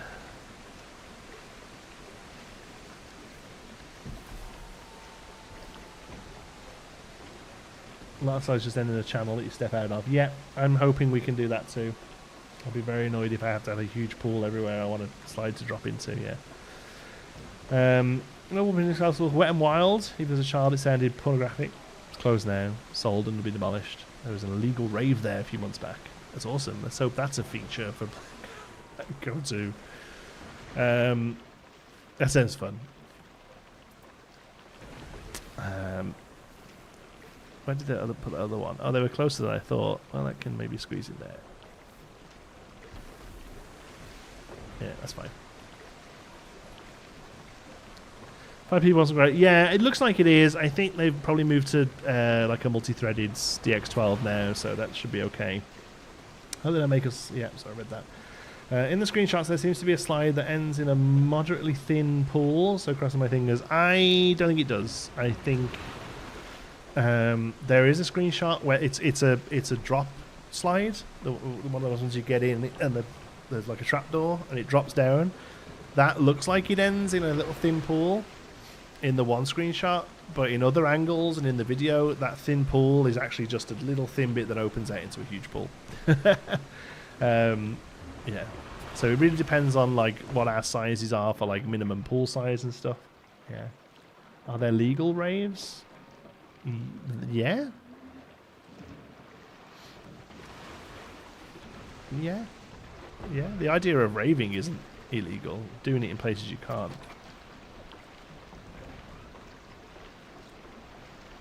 One of the ones where you get in and go, and then whoop. Is that what I just said? Elevate pools would be interesting. Yeah, I don't necessarily have much use for them myself, I don't think, but it would be interesting to know if they're done.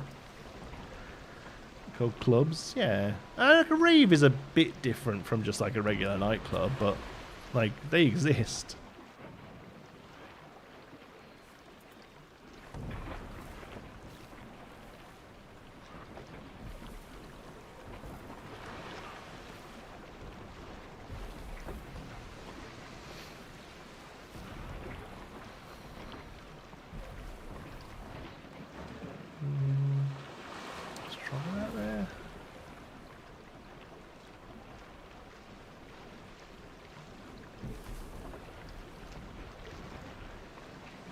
Oh yeah, like a roof pool. Yeah, that would be cool actually. Yeah, yeah, that's good. That'd be good use for them. Yeah.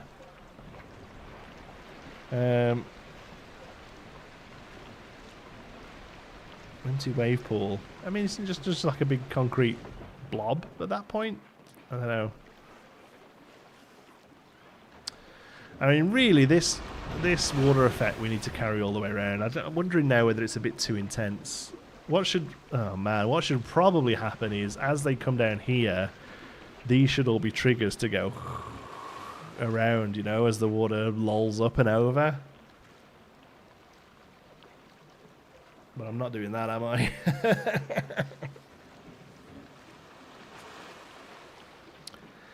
Imagine the real world. Here's Beatrice, 90, casually swimming into a pool when a family of 4 and a giant ring crashes into it. Yeah, exactly. Like all those ones that are rings, like...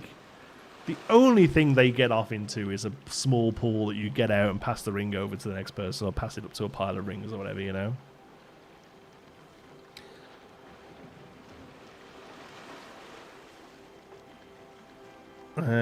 E-bits where the water is failing to fire correctly. Yeah, no, this was meant to look like it was filling over from the edge.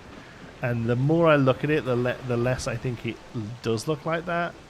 But now I gotta find where the hell they are. Oh, here they are. Okay, let's get rid of them and just see what it looks like without them. My worry was it just wouldn't look kinetic enough. Jesus.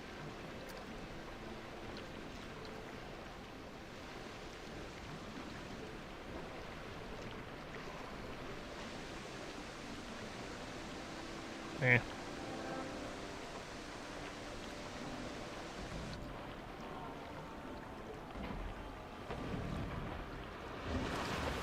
Yeah, I think it probably looks fine without him. Yeah, it probably looks fine without him.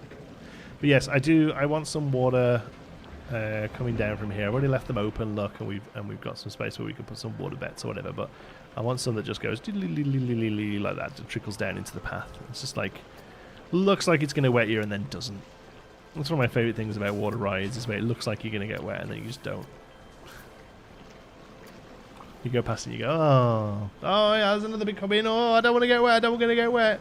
Oh, I didn't get wet. Oh, never mind.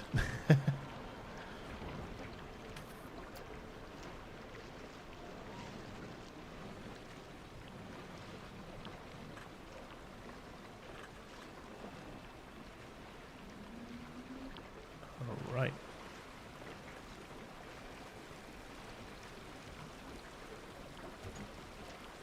Always enjoyed doing this stuff. Little janky water fountain. We could have a little fountain in the middle, yeah. Just making some shapes.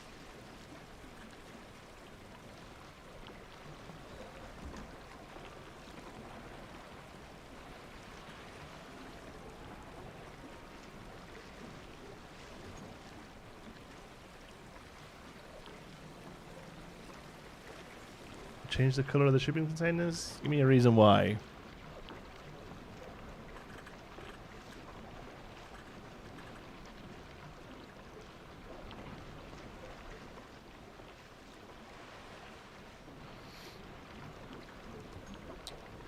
When the toddler slaps your glasses off your face for picking up the wrong flavour ice pop. Well, stop picking up the wrong flavour ice pop then, pal. And he wouldn't have to resort to these sort of corrective measures.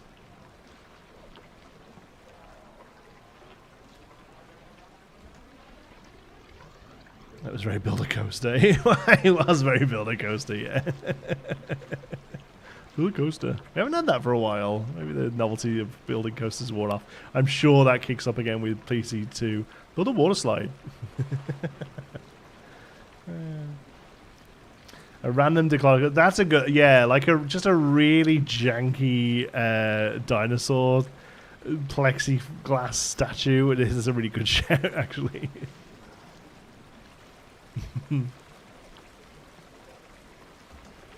That you often get, yeah, just like randomly. They are the same colours as the ones at the bottom of the park. Yeah, same company.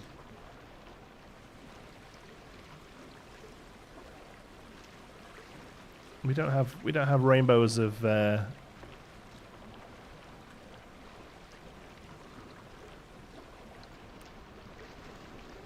don't know where this water will come all the way down. It's going to have to, isn't it? Something remains from when the ride was. Yeah, yeah. Although the idea behind this area is that it's the newest. It is the newest developed sort of area, really. Like it was the only sort of like pre-zoned spot, you know. And some of that to get it down to the next bit. I think. Yeah, this is probably okay.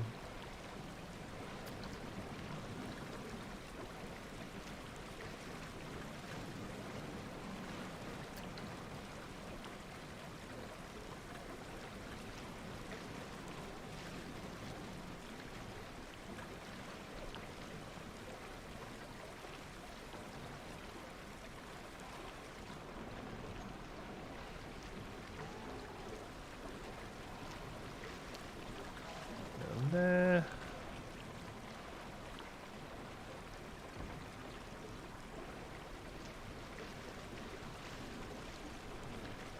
There. There's a hole in his belly and you can see all his rods. I beg your pardon, sir. I'm talking about a dinosaur, I hope. Have a look at Dinosaur Golf in Morpeth. They have a moving Plexi-Spinosaurus that is jank as fuck. There's a hole in his belly and you can see all his rods.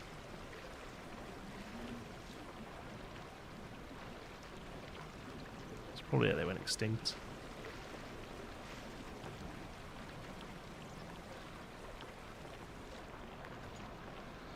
Alright. Water flow is a little odd, but some of it makes it to the ride.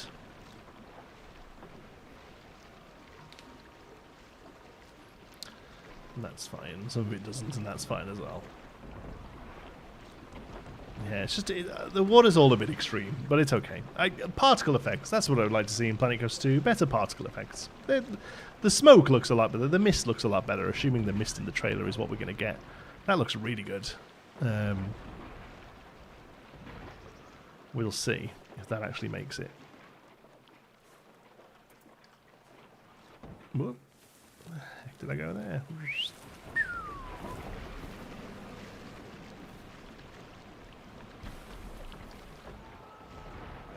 Nice. All right, we got a lot done today, folks. I'm happy with the progress. Nothing huge, just something. I think a little water spout is probably a good idea. I think anything else is kind of too crazy, because like, yeah, this is going to have been built together. Like, this is going to have all been built at the same time, so it needs to be like slightly adventure-y. But like, let's be honest, the options are going to be insane. Where's the pirate ship?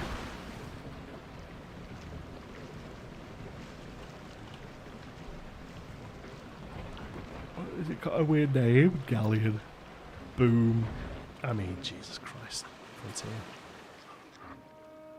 You know? So there you go.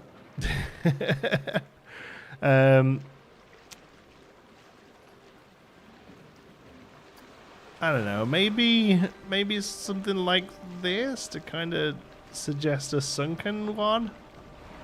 I don't hate that, actually. Something like that might be all it needs. And I kind of like that because it's like, is this a pirate ride? You know. I actually don't hate that. Do we hate that? There's a floating barrel? What makes it floating?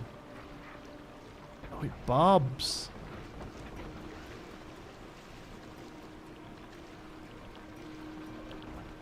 Oh, that's a TNTK floating barrel.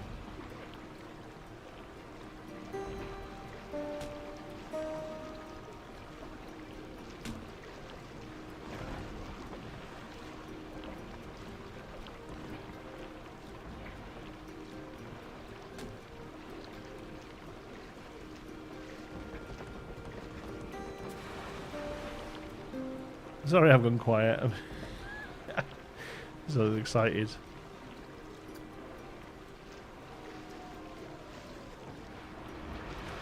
Oh, look at those. I'm not sure they work. The barrels, though, we can totally make look right.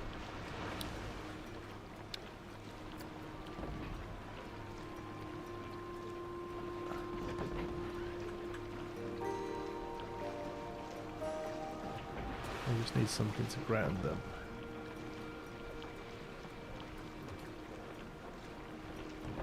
Oh, didn't think about them going lower.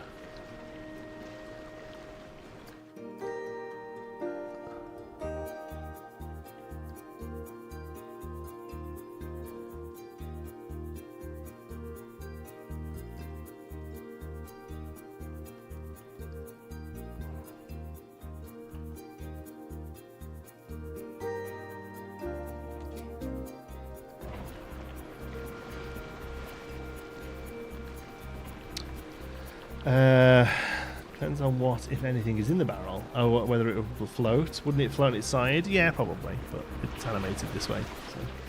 So. A random shopping trolley, despite being miles away from the supermarket. Yeah, it's a great show, yeah. Have the call. Yeah, it'll need a little concrete block, that will. But otherwise, I don't hate that, to be honest with you. It's just enough.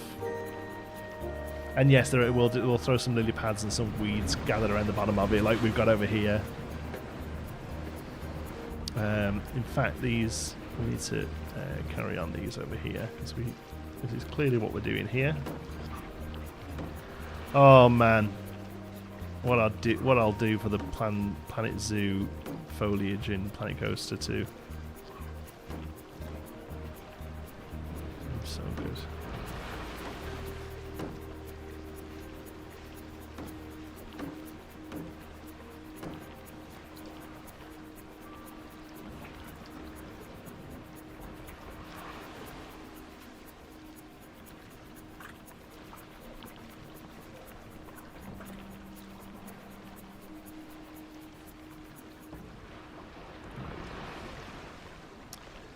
It's not enough hours in the day with a stream like this. Oh, I know.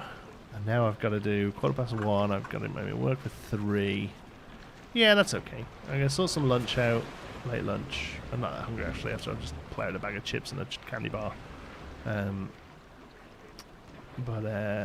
I'll sort some food out to take to work with me. I'm going to sweep up. And I'm going to take a nap. No, I'm going to take a nap. I would like a nap though.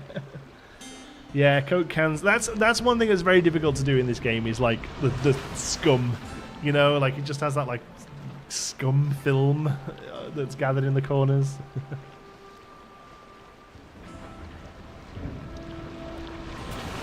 Alright. Stick a stranded pirate. Oh, you're getting. It would. The problem is the in-game pirates look too good, and they all have these ridiculous, huge, big boxes at the bottom of them.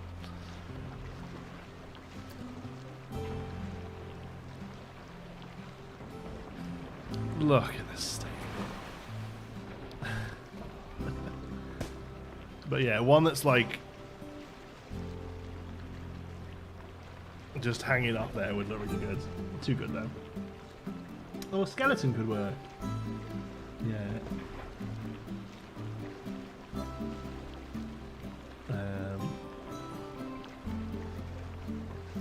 Ducks or swans? Yeah, there's definitely ducks because we have them in Azuri. Can't believe they never got rid of those blocks. I don't know whether they did in later ones. Did we get many animatronics in later sets? Let's do like studio. Did they have them? Oh, they were smaller, but still existed. Sticks up their ass.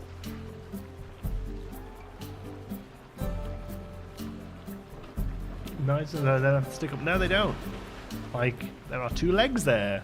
They could run that. Again, I feel like it's probably a stylistic choice. It's like, you know at a glance it's not a person. I don't know whether that's something that's needed, though. Just don't make them all look like people.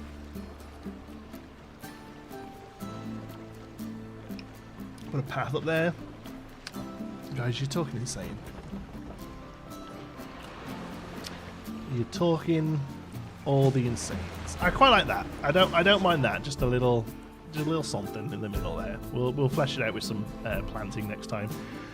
So what we did here, I kind of want to do all the way around. I think like I want it to look like the water is the edge of the ride is the edge of the water. I think probably not here. I like this bit being a bit open and here obviously, but I think this all gets rocked in. So we'll do that next, and then we need to do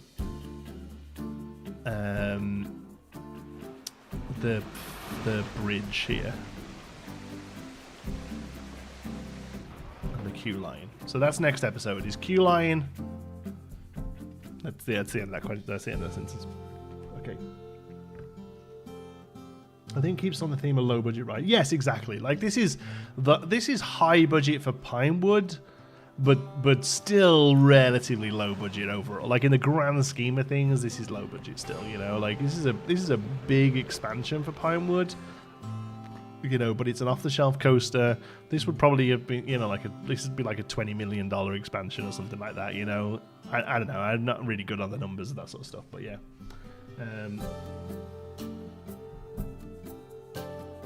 We have this avatar thing in the background of the game. Yeah, it could be done. I don't know. I don't know how much sort of processing power all that sort of stuff takes up. Yeah. No, we could do a crow. Yeah, we could do a crow like it looks like an actual crow's just hanging out there. Coast looks great. Yeah, I didn't do it. That's why it looks good. I was thinking about this the other day. I was like, I said in a video, like none of the coasters in Pinewood are mine. That's not true. I'm pretty sure this is mine. And there's nobody riding it. Is it even open? Yeah. Nobody wants to ride it. We need to put more guests in this park. So Little Thunderer is mine, and the Boomerang is mine as well. I did that. And I think it's pretty good. It's like, it's just a boomerang. You can't really go wrong, but I think it's a pretty good rendition of it. Everything else, somebody else did. Mike did the Woody. It was mine, and Mike redid it. John did the Arrow. This is Emax's SLC. Oh no, I did the Gulpy Coaster.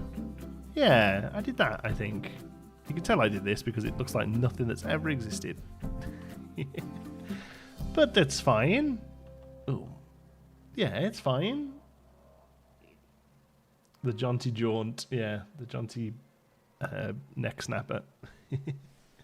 There we go. That other one was yours. What other one? Do you mean that one, the Gulpy Coaster? That's it. We don't actually have that many coasters in the park, really.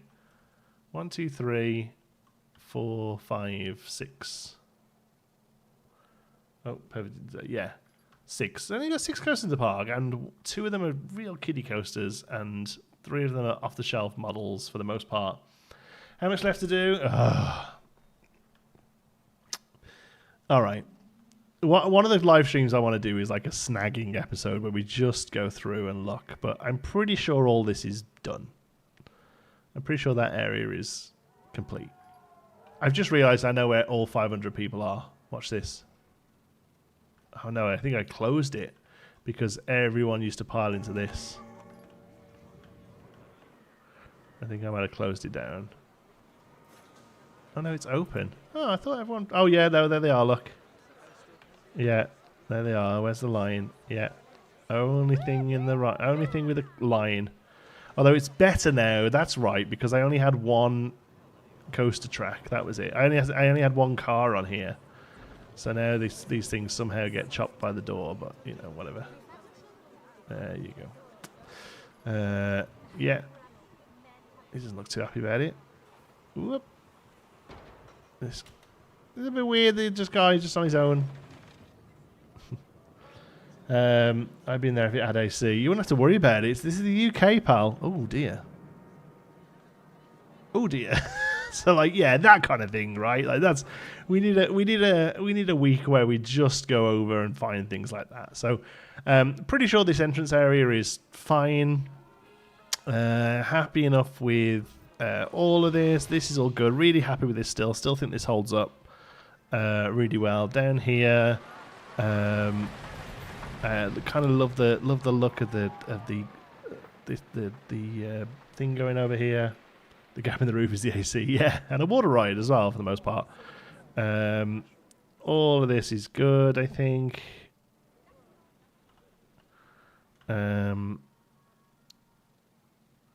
Yeah, no problems with the tiki area, tiki. Yeah, the tiki prize walk still holds up. Happy with all of this. Happy with the Thunderer line and then the original coaster entrance. Yeah. Little Thunder's good. Need to redo all the graphics at some point. Thunderer photos. The only run right photo I think in the park is Thunderer photos. Little Thunder. Yeah, I think this is all okay. It's maybe a slight foliage pass here, but well, that's okay. This is obviously all gorgeous, all the stuff that Mike did. It's all compliant. A few rides in there. There's the little whippy thing back here. Has this got a big queue? This was holding everyone at one point. Now that's all figured out now as well. Stuff. This is all okay. I think this is all okay. Just need to redo these signs. This, I've still got them. This was SP Ridley's posters in all of these, so we'll put some of those back up. The pier is good now, I think, with the more traditional just it's a pier out to an arcade. Happy with that change. Alright, all of this is okay. All this is good. Mike did all this. This is fine. Little unused amphitheater over here that I love. Path across. All this is okay. The fencing, the fencing here I fixed off camera. It was all a bit jank. I made sure that was all a bit safer. Here, Speedway has a long queue. All this is good. Pinewood Bounce is fine. Go-karts looks good. Little bits here where the path and the stone, like I don't know whether that's the sort of thing that's going to fuss me that much. Some planters. We know mast area is good. This needs a little tidy up. Like spots like this really need a little tidy up. There's the area here that would have the wishing tree show. Gulpy area is fine. Double drop is fine.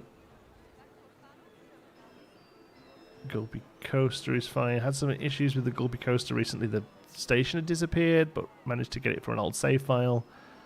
So that's back in there. Happy with it. The show's fine. Just needs the graphics redone. Yeah, there's not that much. Yeah, a little foliage past there probably. Once Upon a Stream was good and all done. Boxed in. So yeah, it's mostly just edging. Finishing off areas. So basically here, and then the outside of the park, and then we're done. Like, there's not actually that much to be done, I don't think. Yeah. But make a note of anything you saw, and we'll do a sort of, you know, passing episode where we tidy it all up. But for the most part, I just want a huge tree line around the whole place, like I've started doing over here. It's a bit repetitive. We're gonna have to go in and fix it. But basically, I just want that spread out into nothing so that it doesn't look so like plonked, you know. We just needs some foliage around it. So, but yeah, otherwise, I think we are definitely in the home stretch. Anyway, I'm going to finish up. I've got some stuff to do. I love you all to bits. Thank you for being here. Have a great day. This is 3 weeks now. Is it doing anything, or does it still look hobo? It still looks kind of hobo stubble, doesn't it? But we're gonna, and the camera makes it look worse as well. Like, it makes it look where there is hair much darker and where there isn't any much lighter. And it makes it look much patchier than it is. But I said I'd give it a month or two.